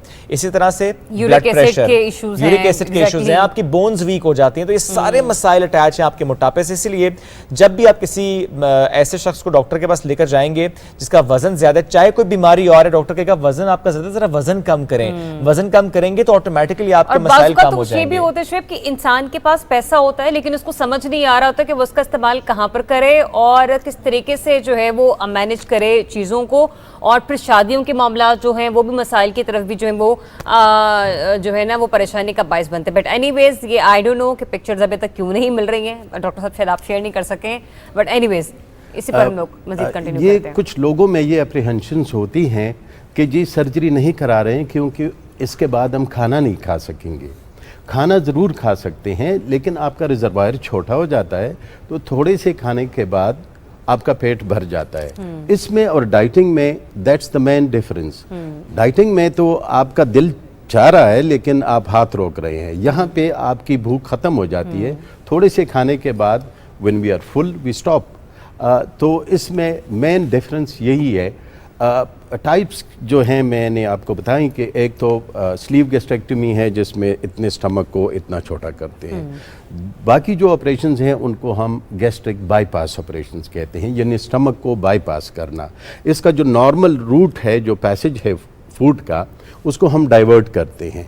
तो वो जो बाईपास ऑपरेशंस हैं वो डायबिटीज़ के लिए ख़ासकर एक्सीलेंट ऑपरेशंस हैं। डाइवर्ट से क्या मुराद है? डाइवर्ट का मतलब ये है कि नॉर्मली तो फूड ने स्टमक के थ्रू जाके स्मॉल इंटेस्टाइन की तरफ, यहाँ पे हम स्टमक का एक पोर्शन बना देते हैं, छोटा स्टमक ठीक है। एक पाउच सा बनाते ठीक हैं है। और उस पाउच के साथ स्मॉल इंटेस्टाइन को अटैच करते हैं, बाकी खाना वहां चला गया, बाकी वो बाईपास हो गया। ओके। तो ये इस तरफ जा रहा है एंड दिस इसको हम कहते हैं combined restriction and mall absorption. ठीक है। रिस्ट्रिक्शन तो ये हो गई कि इतने स्टमक की बजाय आपका ये स्टमक हो गया। माल एब्जॉर्प्शन ये है कि कुछ पार्ट स्मॉल इंटेस्टाइन का जो है वो, कुछ लोगों में ये मिसकंसेप्शन है कि आप सारी उम्र जो है ना मेडिसिन लेंगे इस ऑपरेशन के बाद। नहीं लेंगे। ये बिल्कुल गलत है, सारी उम्र बिल्कुल नहीं लेंगे, इंटरमिटेंटली ले सकते हैं, लेनी चाहिए। वो कौन सी मेडिसिन है?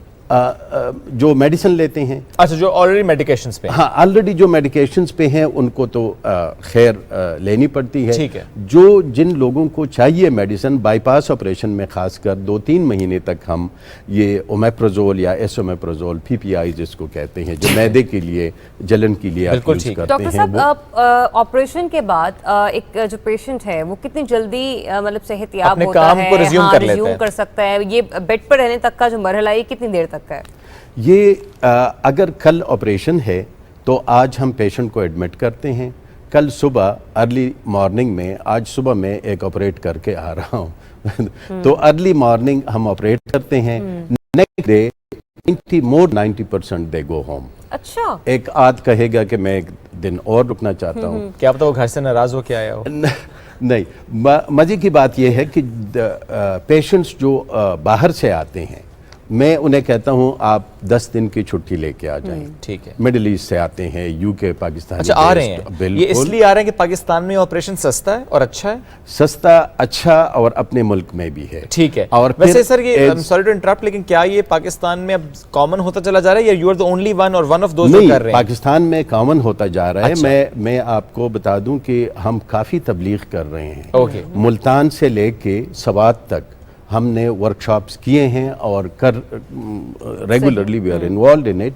हम चाहते हैं कि जितना मैक्सिमम एक्सपोजर हो कि हमारे लोग इंस्टेड ऑफ गोइंग अब्रॉड, बाहर के पेशेंट्स अल्हम्दुलिल्लाह they are coming to Pakistan.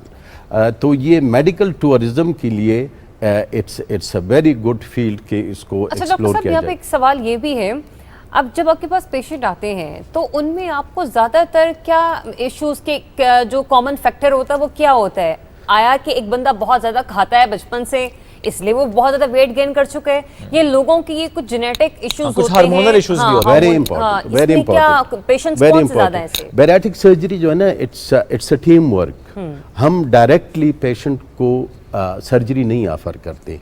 जो हार्मोनल इश्यूज आपने मेंशन किए हैं, वो एंडोक्राइन वाले डॉक्टर देखते हैं, वो रेफर करते हैं। फिर सिमिलरली यंग लेडीज़ का पॉलीसिस्टिक ओवेरियन सिंड्रोम एक मसला है, उसका PCOS अगर गायनी वाले डॉक्टर कहें कि जो कंजर्वेटिव या मेडिकेशन से ट्रीटमेंट है दैट्स नॉट सक्सेसफुल, उनका भी bariatric surgery as a solution to that problem. तो ये है कि ये लोग पहले आप मल्टी डिसिप्लिनरी एक टीम उनको असेस करती है, then they come for bariatric surgery.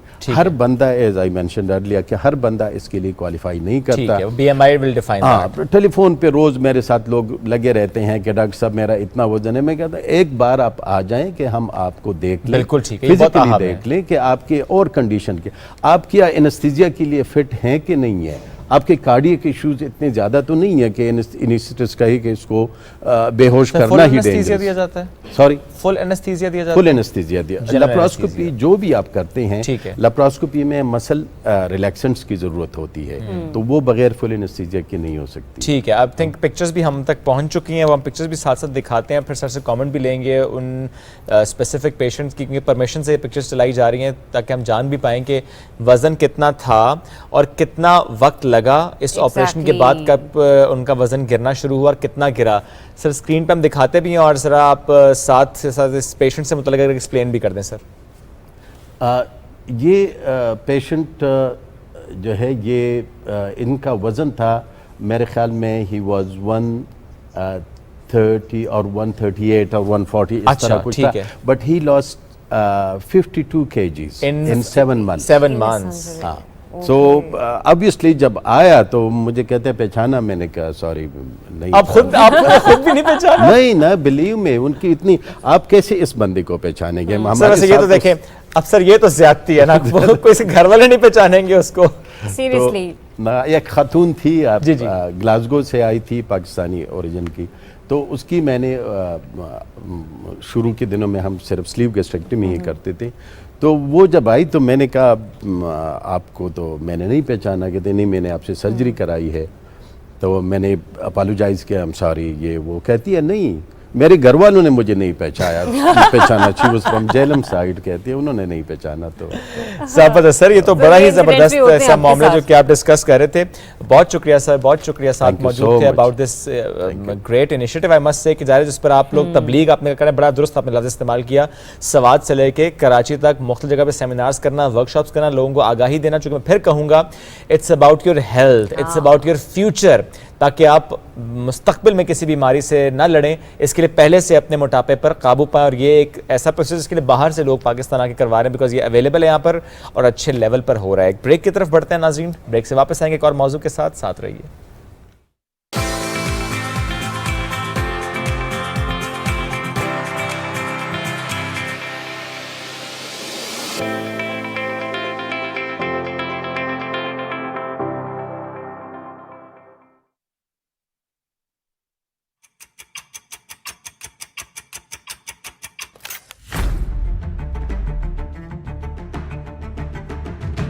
नया है जज्बा, नई है उमंग।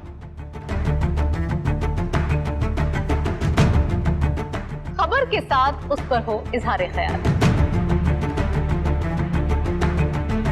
देखनी होगी दरामद से बरामद तक की सूरत हाल। कौन सी करेंसी है अप, कौन सी down?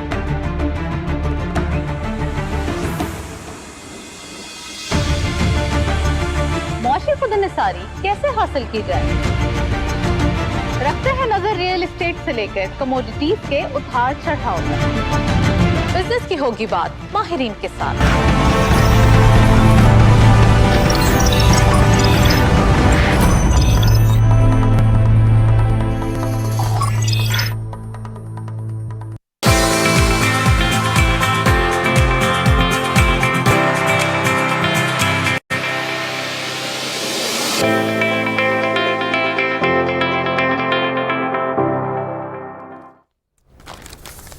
Welcome back after the break. नाजरीन अब ज़रा बात हम करेंगे लैंग्वेज की, यानी ज़बान की हिफाजत की और ज़बानों की हिफाजत की for sure. Centre for languages and translation studies Allama Iqbal open universities, Islamabad university of north Texas America और इंग्लिश इंटरनेशनल अनकरा टर्की के इश्तराक से 27 से 30 जून तक लैंग्वेज डॉक्यूमेंटेशन के मौजू पर एक बैनुल अक़वामी तरबियती वर्कशॉप के जो इनकाद है उसका मनसूबा बनाया है। इस पर ज़रा बात भी करेंगे, मकसद क्या है और ज़बानों की अहमियत और उनकी हिफाजत कितनी अहम है, इस पर आज हम बात करेंगे।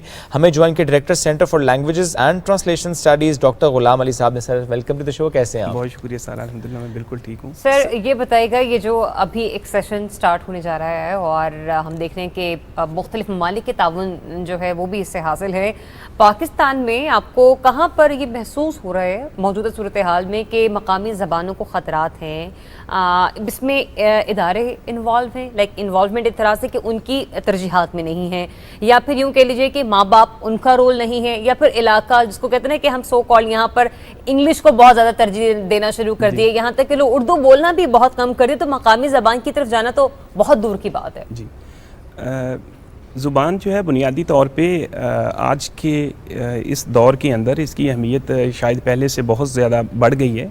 उसकी बहुत सारे फैक्टर्स भी हैं, जैसे आज टेक्नोलॉजिकल एडवांसमेंट है, साइंटिफिक इन्वेंशंस हैं, कॉस्मोलॉजिकल चेंजेस हैं, तो ये वो बुनियादी फैक्टर्स हैं जिन फैक्टर्स की वजह से ज़ुबान जो है वो पहले से ज़्यादा अहमियत इख्तियार कर गई है।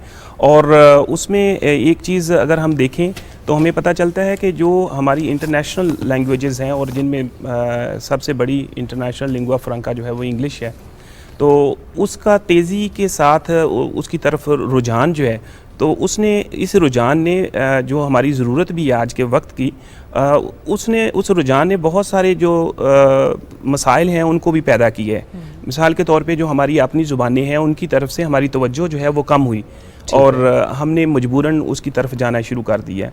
تو اس سے پھر جو چھوٹی زبانیں تھیں نیشنل لینگویجز تو اپنی جگہ پہ، جو چھوٹی زبانیں ہیں ان کے تو پھر بہت سارے مسائل پیدا ہوئے، اور اب بہت ساری زبانیں بہت تیزی کے ساتھ انڈینجر زون میں جا رہی ہیں اور وہ ڈائنگ جو زون ہے اس کے اندر پہنچ چکی ہیں. تو اگر آپ پوری دنیا کی صورتحال کا جائزہ لیں تو آپ کو پتہ چلتا ہے کہ دنیا کے اندر تقریباً کچھ 7300 کے قریب زبانیں ہیں، اور پچھلے تھوڑی ہی سالوں کے اندر تقریباً کچھ 600 کے قریب زبانیں جو ہیں وہ ختم ہو چکی ہیں، معدوم ہو چکی ہیں. اور ایک سروے کے مطابق تو ابھی یہ بھی بتایا جا رہا ہے کہ اس صدی کے آخر تک تقریباً کوئی 3000 کے قریب یا 3000 سے زیادہ زبانیں جو ہیں وہ اس دنیا سے ختم ہو جائیں گی. تو یہ ایک صورتحال ہے جو ایک گلوبل اور پوسٹ گلوبل رادر سچویشن کا نتیجہ ہے. زبانوں میں پاکستان کی بھی کچھ علاقائی زبانیں شامل ہیں جن کے خطرات لاحق ہیں؟ جی، ہم اسی طرف ہی ہم ابھی آنا چاہ رہے ہیں کہ پاکستان کے اندر جو بولی جانے والی زبانیں ہیں وہ کم و بیش مختلف ان کی تعداد بتائی جاتی ہے.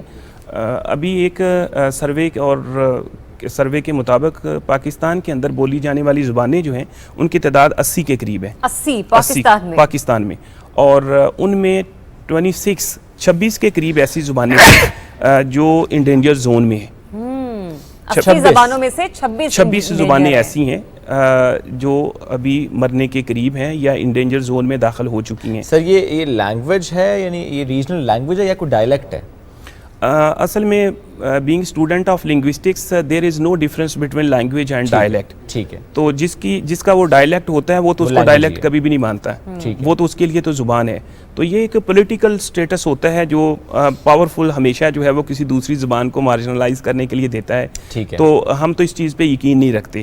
تو آل لینگویجز آر ایکول، کیونکہ وہ کسی نہ کسی تہذیب کے ساتھ جڑی ہوئی چیز ہے، اور وہ اس تاریخ، تہذیب، روایت، اس چیزوں کو لے کے جاتی ہے. ٹھیک ہے. آپ نے جو کہا تھا 26 زبانیں ایسی ہیں جو کہ انڈینجرڈ زون میں ہیں، کوئی اگر اس کی لسٹ آپ کے پاس ہو یا کچھ ایسا جو یاد ہو آپ کے شیئر کر سکیں کس علاقے کی؟ اس میں 26 میں سے 17 جو ہیں وہ کے پی کے سے ہیں، اور 5 جو ہیں وہ شمالی علاقہ جات سے ہیں، اور 3 جو ہیں وہ کشمیر کی ہیں، جیسے وہ ڈومیلی ہے، اس کی یہ وادی نیلم کے قریب بولی جاتی ہے.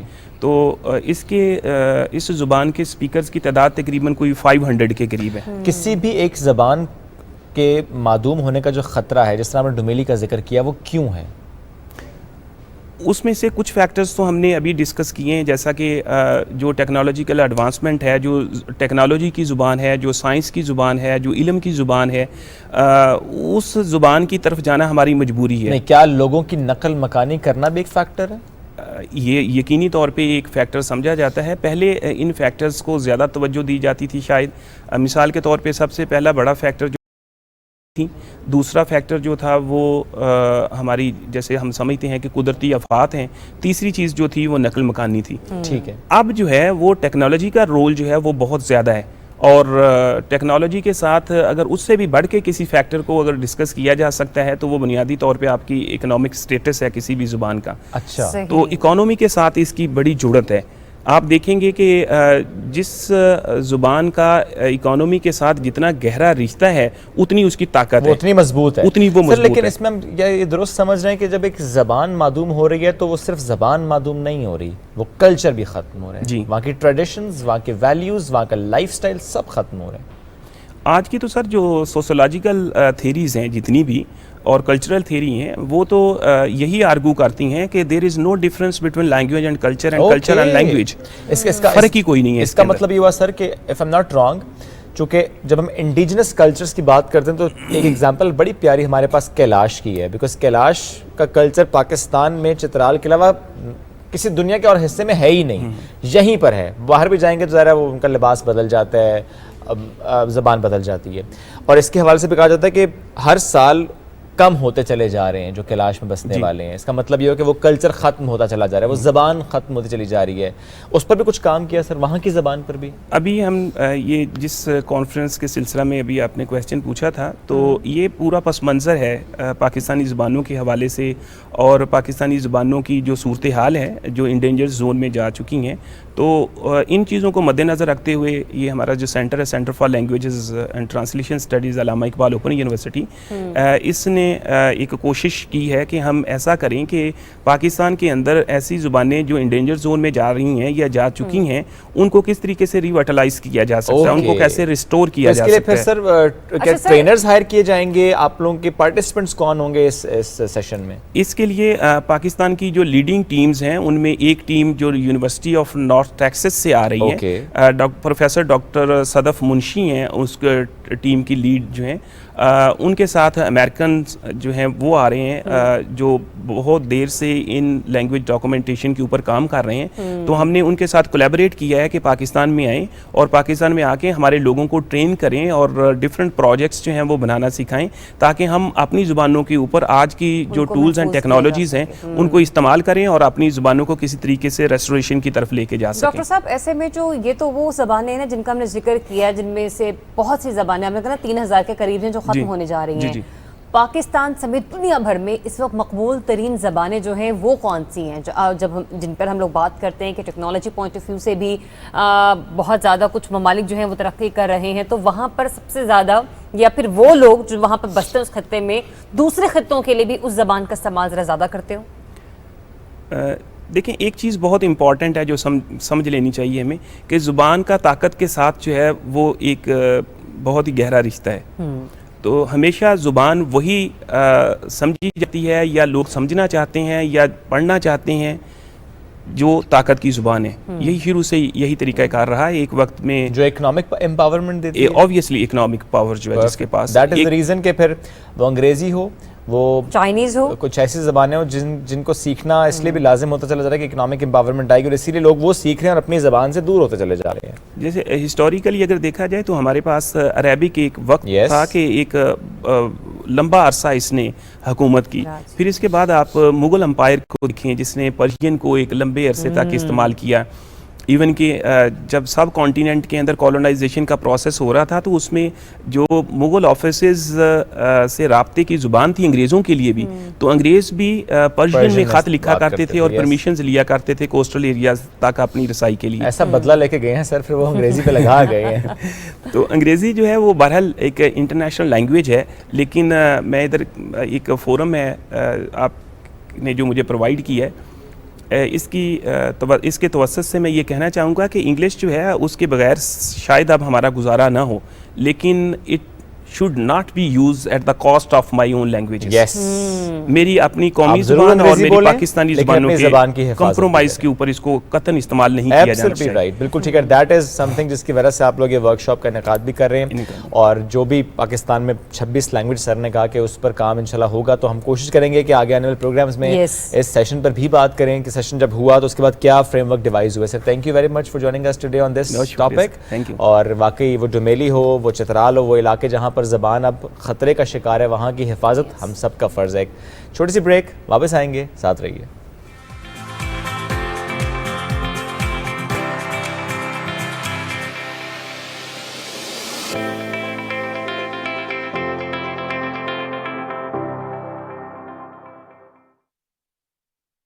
عالمی برتری کے لیے بڑی طاقتوں کی لڑائی ہو یا پھر امن معاہدوں کی صف بندی، معیشت میں اتار چڑھاؤ ہو یا پھر دنیا بھر میں بڑھتی مہنگائی، ہم رکھتے ہیں آپ کو باخبر. ٹیکنالوجی کی دنیا میں ہونے والی نت نئی ایجادات ہوں یا موسمیاتی تغیرات کی وجہ سے ہونے والی تبدیلیاں، علم و ادب، تحقیق و جدت، سوشل میڈیا کے نت نئے آلات، یا پھر دنیا بھر سے ہوں دلچسپ و عجیب خبریں، ہم پہنچاتے ہیں آپ تک ہر خبر. میں ہوں آپ کے ساتھ آپ کی میزبان آسماء اقبال، اور ہم لاتے ہیں دنیا بھر سے خبروں اور تجزیوں کا مشتمل پروگرام دنیا کے ساتھ، صرف BTV نیوز پر.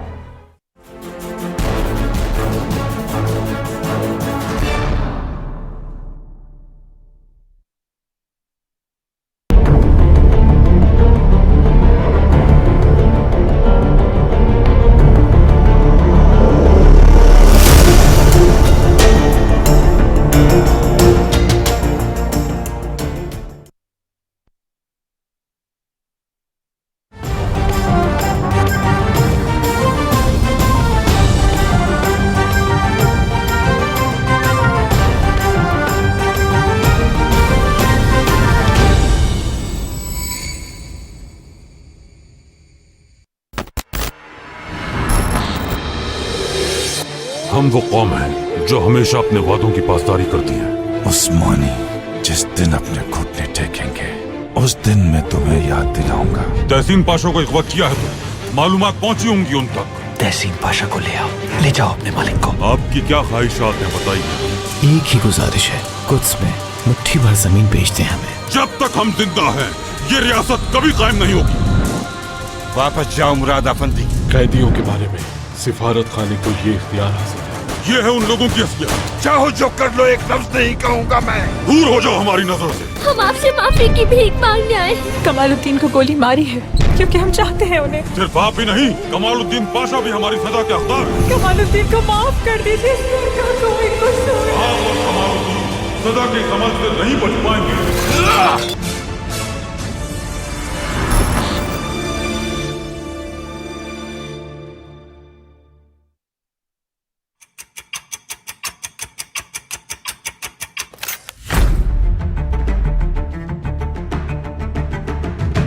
नया है जज्बा, नई है उमंग। खबर के साथ उस पर हो इजहार ख्याल।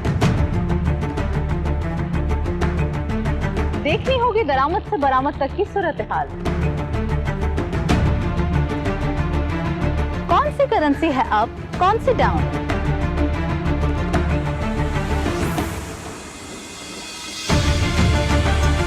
मुआशी खुदनिसारी कैसे हासिल की जाए? रखते हैं नजर रियल एस्टेट से लेकर कमोडिटीज के उतार चढ़ाव तक। बिजनेस की होगी बात माहिरीन के साथ।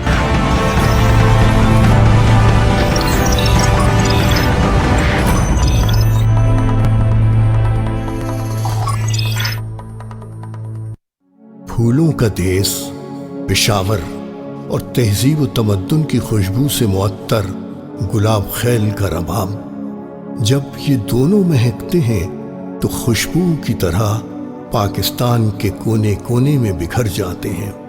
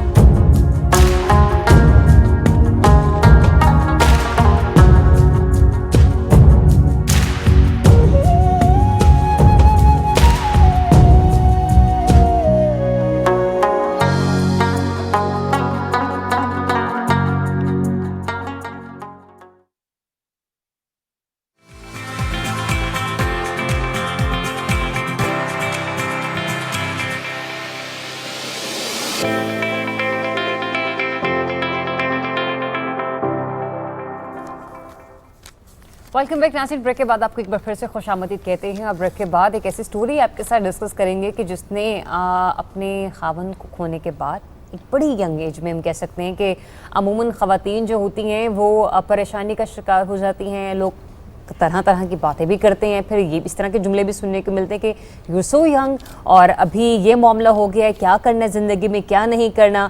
वो औरत जो होती है वो बाज़ औक़ात अपने घर के लोगों पर इन्हिसार करना शुरू कर देती है। लेकिन हमारे यहाँ माशाल्लाह कुछ ऐसी मिसालें भी मौजूद हैं जो कि अपनी मिसाल आप हैं और अपने खावंद के जाने के बाद ना सिर्फ अपनी फैमिली को संभाला बल्कि यूँ कह लीजिए कि वो लोग जो कि परेशानी में मुब्तला हैं, जिस तरह से उनके खावंद लोगों के लिए दर्द रखा करते थे, उनका दर्द महसूस किया करते थे और कुछ बड़े से बड़ा और बेहतर से बेहतर करने की कोशिश किया करते थे, उन्हीं में से एक मिसाल आज हमारे साथ मौजूद है। तीनत ज़हरा साहिबा, उन्हें प्रोग्राम में हमने इनवाइट किया है, आपकी मुलाकात करवाते हैं। अस्सलाम वालेकुम एंड वेरी गुड मॉर्निंग। तीनत, कैसी हैं आप? वालेकुम अस्सलाम, बिल्कुल ठीक ठाक अल्हम्दुलिल्लाह। डेफिनेटली ये लम्हा, ये मरहला बड़ा कठिन होता है किसी भी खातून के लिए।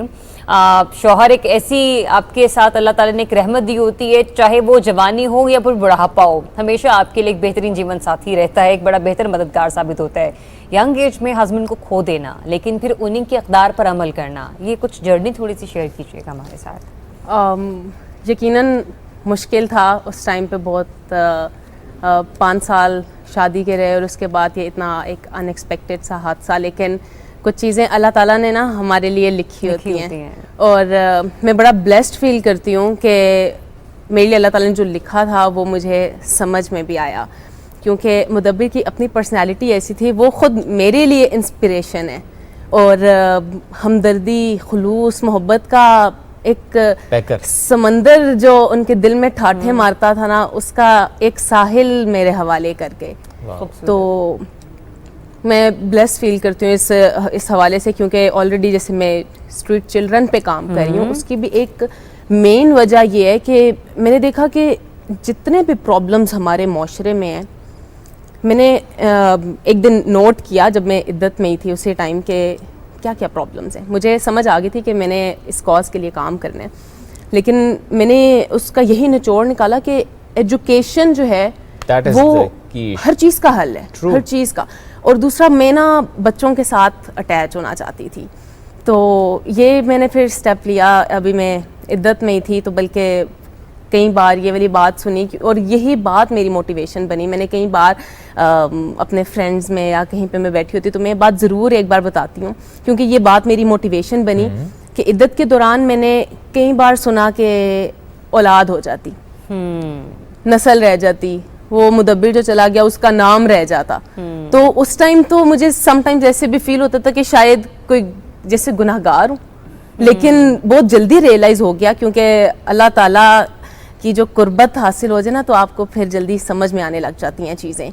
तो मैंने उसी वक्त फिर मैंने डिसीजन ले लिया था कि नाम जो है वो इंसान का औलाद से नहीं रहता, क्या बात है, वो अमल से रहता है। दैट इज द रीजन कि फिर आपने मुदब्बिर का नाम इस तरह से जिंदा रखा कि कारवाने मुदब्बिर का आगाज किया।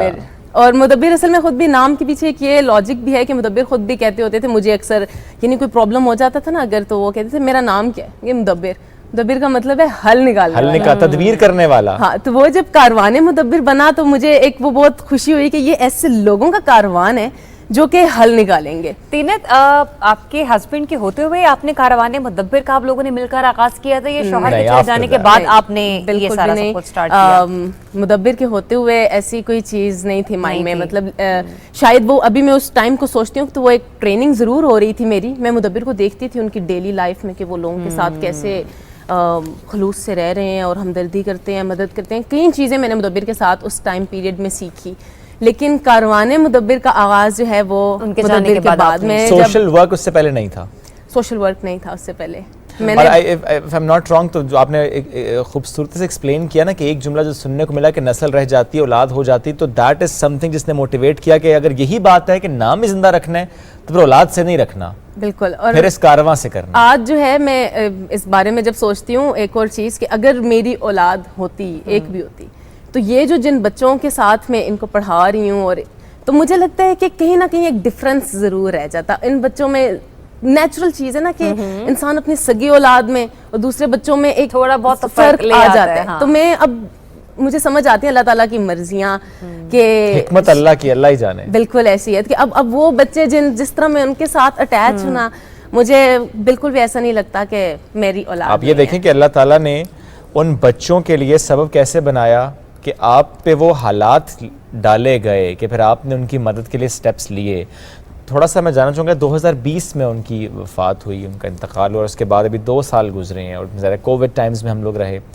इन 2 सालों में कारवाने मुदब्बिर जिसमें आपने ज़रा बच्चों के लिए 2 स्ट्रीट चिल्ड्रंस आप माशाल्लाह रन करें, वीकली 2 दिन क्लासेस होती हैं? नहीं, सिर्फ फ्राइडे ऑफ होता है। अच्छा, बाकी 6 डेज क्लासेस होती हैं। तो थोड़ा सा बताएं कहाँ पे ये 2 स्ट्रीट चिल्ड्रंस हैं, कितने बच्चे आ रहे हैं, क्या चैलेंजेस दरपेश रहे आपको इन स्कूल्स के चलाने में? ये काफ़ी अच्छा आपने क्वेश्चन किया है, क्योंकि मैंने स्टार्ट जो है किया था, जाहिर है थोड़ा सा शुरू में पेरेंट्स भी बाहर निकलना और ये सारी चीज़ें थोड़ा सा घबराते हैं शुरू में। तो मैंने सोचा कि अच्छा ठीक है, अगर मैं अभी ज़्यादा बाहर नहीं निकल सकती क्योंकि इतना एक्सपीरियंस भी नहीं था किसी चीज़ों का, तो मैंने थोड़ा सा सोचा ना, तो मैंने सोचा मेरे अपने घर का लॉन पड़ा हुआ है, तो मैंने वहाँ से स्टार्ट कर दिया। फिर हमारे घर के आसपास जितने बच्चे थे उन्होंने आना शुरू किया और मेरा भी दिल अच्छा लग गया। उसके बाद ये कि वो मेरी मामा ने मुझे उस स्ट्रीट स्कूल में जो मेरे घर पे है उस पर बहुत सपोर्ट किया। अम्मा ने मेरी, क्योंकि मामा भी खुद टीचर रह चुकी हैं, تو ان کا ایکسپیرینس اچھا تھا, وہ مجھے سکھاتی بھی تھی اور وہ میرے کورس کو نا بہت انہوں نے سپورٹ کیا. زبردست. اس کے بعد پھر میں نے H8 میں شفا انٹرنیشنل ہاسپٹل کے پاس پبلک پارک ہے, ہم لوگ وہاں پہ آئے کیونکہ میری یونیورسٹی سے بھی وہ نزدیک ہے اور والنٹیئرس کے لیے کافی پڑھ بھی رہی ہیں ساتھ ابھی؟ جی میں بی ایس کر رہی ہوں اینتھروپولوجی میں اسلامک یونیورسٹی سے. اوکے, پڑھ بھی رہی ہیں اور پڑھا بھی رہی ہیں. تو کن ٹائمنگز میں پھر یہ بچوں کو پڑھاتی ہیں؟ یہ ہم لوگوں نے ایوننگ کلاسز ہیں. بچے کون سے ہیں یہاں پہ؟ Street children? ہاں یہ اسٹریٹ چلڈرن ہیں. کچھ بچے ہیں جو شفا انٹرنیشنل ہاسپٹل ہے اس کے سامنے ماسک وغیرہ بیچتے ہیں. کچھ بچے ہیں وہ کوڑا اٹھاتے ہیں. ہم بیسکلی انہیں بچوں کو ٹارگیٹ کرتے ہیں کیونکہ معصوم ہے. بچوں کی دلچسپی کیسی ہے؟ مطلب یہ کہ جو وہ بچے ہیں جو کچرا اٹھاتے ہیں, ماسک بیچ رہے ہوتے ہیں, یا کسی نہ کسی طریقے سے دیکھتے ہیں کہ امی اگر کام کے لیے آئی ہوئی, جیسے ہمارے یہاں ماسی آیا ہوتی ہیں بہت سارے ہاسپٹلز میں, تو بچوں کا آنا, ان کا رجحان آپ نے کیسے دیکھا؟ بچوں کی جو دلچسپی ہے نا وہ بنانی پڑتی ہے. اچھا, ہم لوگوں نے ان کے پیرنٹس کو منانا پڑتا ہے کیونکہ پیرنٹس کو پتا ہے کہ بچہ کما رہا ہے اور اس کو بتانا ہے کہ نہیں, اس کے کمانے کی عمر نہیں ہے, پڑھنے کی عمر ہے. ہاں بالکل, تھوڑا سا نا ان کے ساتھ بھی تھوڑا سا ان کو ٹیکل کرنا پڑتا ہے. ان سے ہم نے بات وغیرہ کی, ہم نے کہا آپ نے کچھ بھی نہیں کرنا, بس 1 گھنٹہ بچوں کو بھیجنا ہے. بچوں کو بکس ہم دیں گے, کاپیز ہم دیں گے, ہم ڈفرینٹ ایکٹیویٹیز کرائیں گے. تو انہوں نے کہا ٹھیک ہے, پھر ہمیں کوئی مسئلہ نہیں ہے. اور بچے جو ہیں کچھ تو تھوڑے سے بڑے ہیں تو وہ سمجھ جاتے ہیں کہ ان کے لیے یہ چیز امپورٹنٹ ہے. اب ہمارے پاس کچھ بچے وہ 5 سال کے 6 سال کے, تو ان کو بڑے طریقے سے لے کے چلنا پڑا. پھر ان کے لیے پھر ہم نے مارشل آرٹس ایکٹیویٹیز رکھی, پھر فوڈ ایکٹیویٹیز رکھی کہ ایک بار نا وہ لوگ آنا چاہیے. تو اس میں اس کا مطلب ہے اور بہت سے لوگ اٹیچ ہیں آپ کے ساتھ. بلکہ ہم لوگ جب مارشل آرٹس ایکٹیویٹیز کرتے ہیں تو جو اس پارک میں ارد گرد کے اور بچے ہوتے ہیں نا وہ بھی آ جاتے ہیں کہ سر ہمیں بھی کرا دیں. تو ہمیں پھر خوشی بھی ہوتی ہے کہ ٹھیک ہے. میں نے کہا منع کسی کو نہیں کرنا کیونکہ بچے سارے ہیں. نو ریفیوزل پالیسی ایڈ کروانے مدبر. اچھا, تو تینت اس میں یہ بتائیں, ہم نے کہا نا کہ آپ کاپیز بھی پرووائڈ کر رہے ہیں, آپ بچوں کو وہاں پر آنے کا پورا سسٹم آپ نے پرووائڈ کیا ہوا ہے. کون سے لوگ ہیں جن کے ساتھ آپ کو تعاون ملا؟ کیونکہ اسپیشلی یہ ہو سکتا ہے آپ کو سب سے پہلے گھر والوں نے ہی بہت زیادہ سپورٹ کیا ہو, یا پھر کچھ ایسے دوست بھی ہیں جو اس میں آپ کے اس کارواں میں آپ کے ساتھ ایک قافلے کی صورت اختیار کرتے چلے گئے. بالکل, دوستوں نے بہت ساتھ دیا. مجھے یاد ہے کہ جب میں نے اس کاروان کا آغاز کرنا تھا, مجھے ذہن میں ایک گول تھا کہ میں نے مدبر کی برسی سے پہلے کاروان مدبر کا آغاز کرنا ہے. یعنی میں نے مدبر کی برسی پہ ان کو یہ گفٹ پہنچانا ہے. لیکن برسی سے 2 مہینے پہلے ہی مدبر کا برتھ ڈے آ گیا فیبرری میں. تو میں نے سوچا کہ 2 مہینے بعد جو آغاز کرنا ہے وہ میں ابھی کر لیتی ہوں. اور برتھ ڈے میں رہ گئے تھے شاید 20 دن. تو میں نے اپنے سارے فرینڈس کو بلایا اور ہم لوگ بیٹھے ایک جگہ پہ چائے پہ, اور میں نے کہا 19 فیبرری یہ ڈیٹ ہے, میں انوگریشن کرنا چاہتی ہوں. اور ابھی تک کچھ بھی نہیں تھا, وی ور زیرو نہ ہم نے. اور یہ پلانز کن تاریخوں میں ہو رہا تھا؟ فیبرری. انوگریشن فیبرری میں کیا, لیکن پلاننگ تو جب میں عدت میں تھی تب سے اسٹارٹ. وہ تو سارا بالکل تفصیل ہے. آپ نے کہا کہ ابھی کرنا ہے 19 مقصد یہ تھا کہ جب آپ نے اپنے دوستوں کو آن بورڈ لیا نا کہ بھائی اتنے دن رہ گئے, تو وہ کتنے دن کا گیپ رہ گئے تھے؟ 20 ڈیز. صرف 20 ڈیز تھے. اور اس میں پھر مجھے دوستوں سے پوچھنے کا مقصد یہ تھا کہ آپ لوگ ساتھ ہو یا نہیں ہو, مجھے کرنا چاہیے یا نہیں, ہو پائے گا یا نہیں. تو انہوں نے کہا ہو جائے گا, بس شروع کرو. تو ہم وہاں پہ میٹ اپ پہ کافی ساری چیزیں فائنلائز ہو گئی, ڈیسائیڈ ہو گئی. پھر ہم نے فرسٹ انوگریشن جب کی تھی, وہ میرے گاؤں میں ہی ایک اسکول ہے, تب اسٹریٹ اسکول نہیں تھا, تو انوگریشن میں نے کرنی تھی. تو میرے گاؤں میں ایک اسکول ہے, ادھر ہم نے بچوں کو اسکول شوز دیے تھے. اور مدبر کے برتھ ڈے والے دن ہم نے انوگریشن کی تھی. اور اس کے پیچھے بھی تھوڑی سی کیونکہ نا اس کاروان کے ساتھ نا میرے ایموشنز اٹیچ ہیں. تو انوگریشن میں شوز دینے کا بھی مقصد یہ تھا کہ مدبر جو ہے نا انہیں سنیکرز بہت پسند تھے, اور ہر ٹائم سنیکرز بہت زیادہ. تو مجھے تھا کہ ٹھیک ہے مدبر کا برتھ ڈے بھی ہے تو ہم ان بچوں کو شوز دیتے ہیں. تو ایسے ہم نے سٹارٹ کیا تھا, اور دوستوں نے واقعی بہت ساتھ دیا. پہلے کتنے بچے تھے, آج کتنے بچے ہیں جب آپ نے آغاز؟ ایک بچے سے شروع ہوا تھا. اچھا. اور پھر جو میرے گھر پہ ہے وہاں پہ آہستہ آہستہ کرتے کرتے 20 اسٹوڈنٹس ہو گئے. اور پھر اب ہم نے H8 میں ریسنٹلی سٹارٹ کیا, اور ہمارے پاس یہاں پہ بھی 15 اسٹوڈنٹس ہیں. ان لاز کا رسپانس کیسا رہا؟ ان لاز کا ہی رسپانس ہے تو ایک اعزاز کی بات ہے کہ ایسی بہو ملی کہ بیٹے کا نام زندہ. ان لاز کی بہت زیادہ سپورٹ ہے, اسپیشلی مدبر کے ابو کی.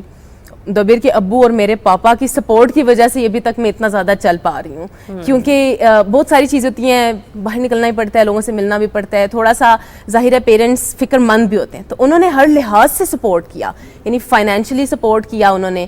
کیونکہ ہم لوگ شروع میں ظاہری بات ہے تھوڑا سا فنڈس کا اور یہ والی ساری چیزیں ہوتی ہیں. تو مجھے ابھی تک الحمدللہ میری فیملی سپورٹ کر رہی ہے.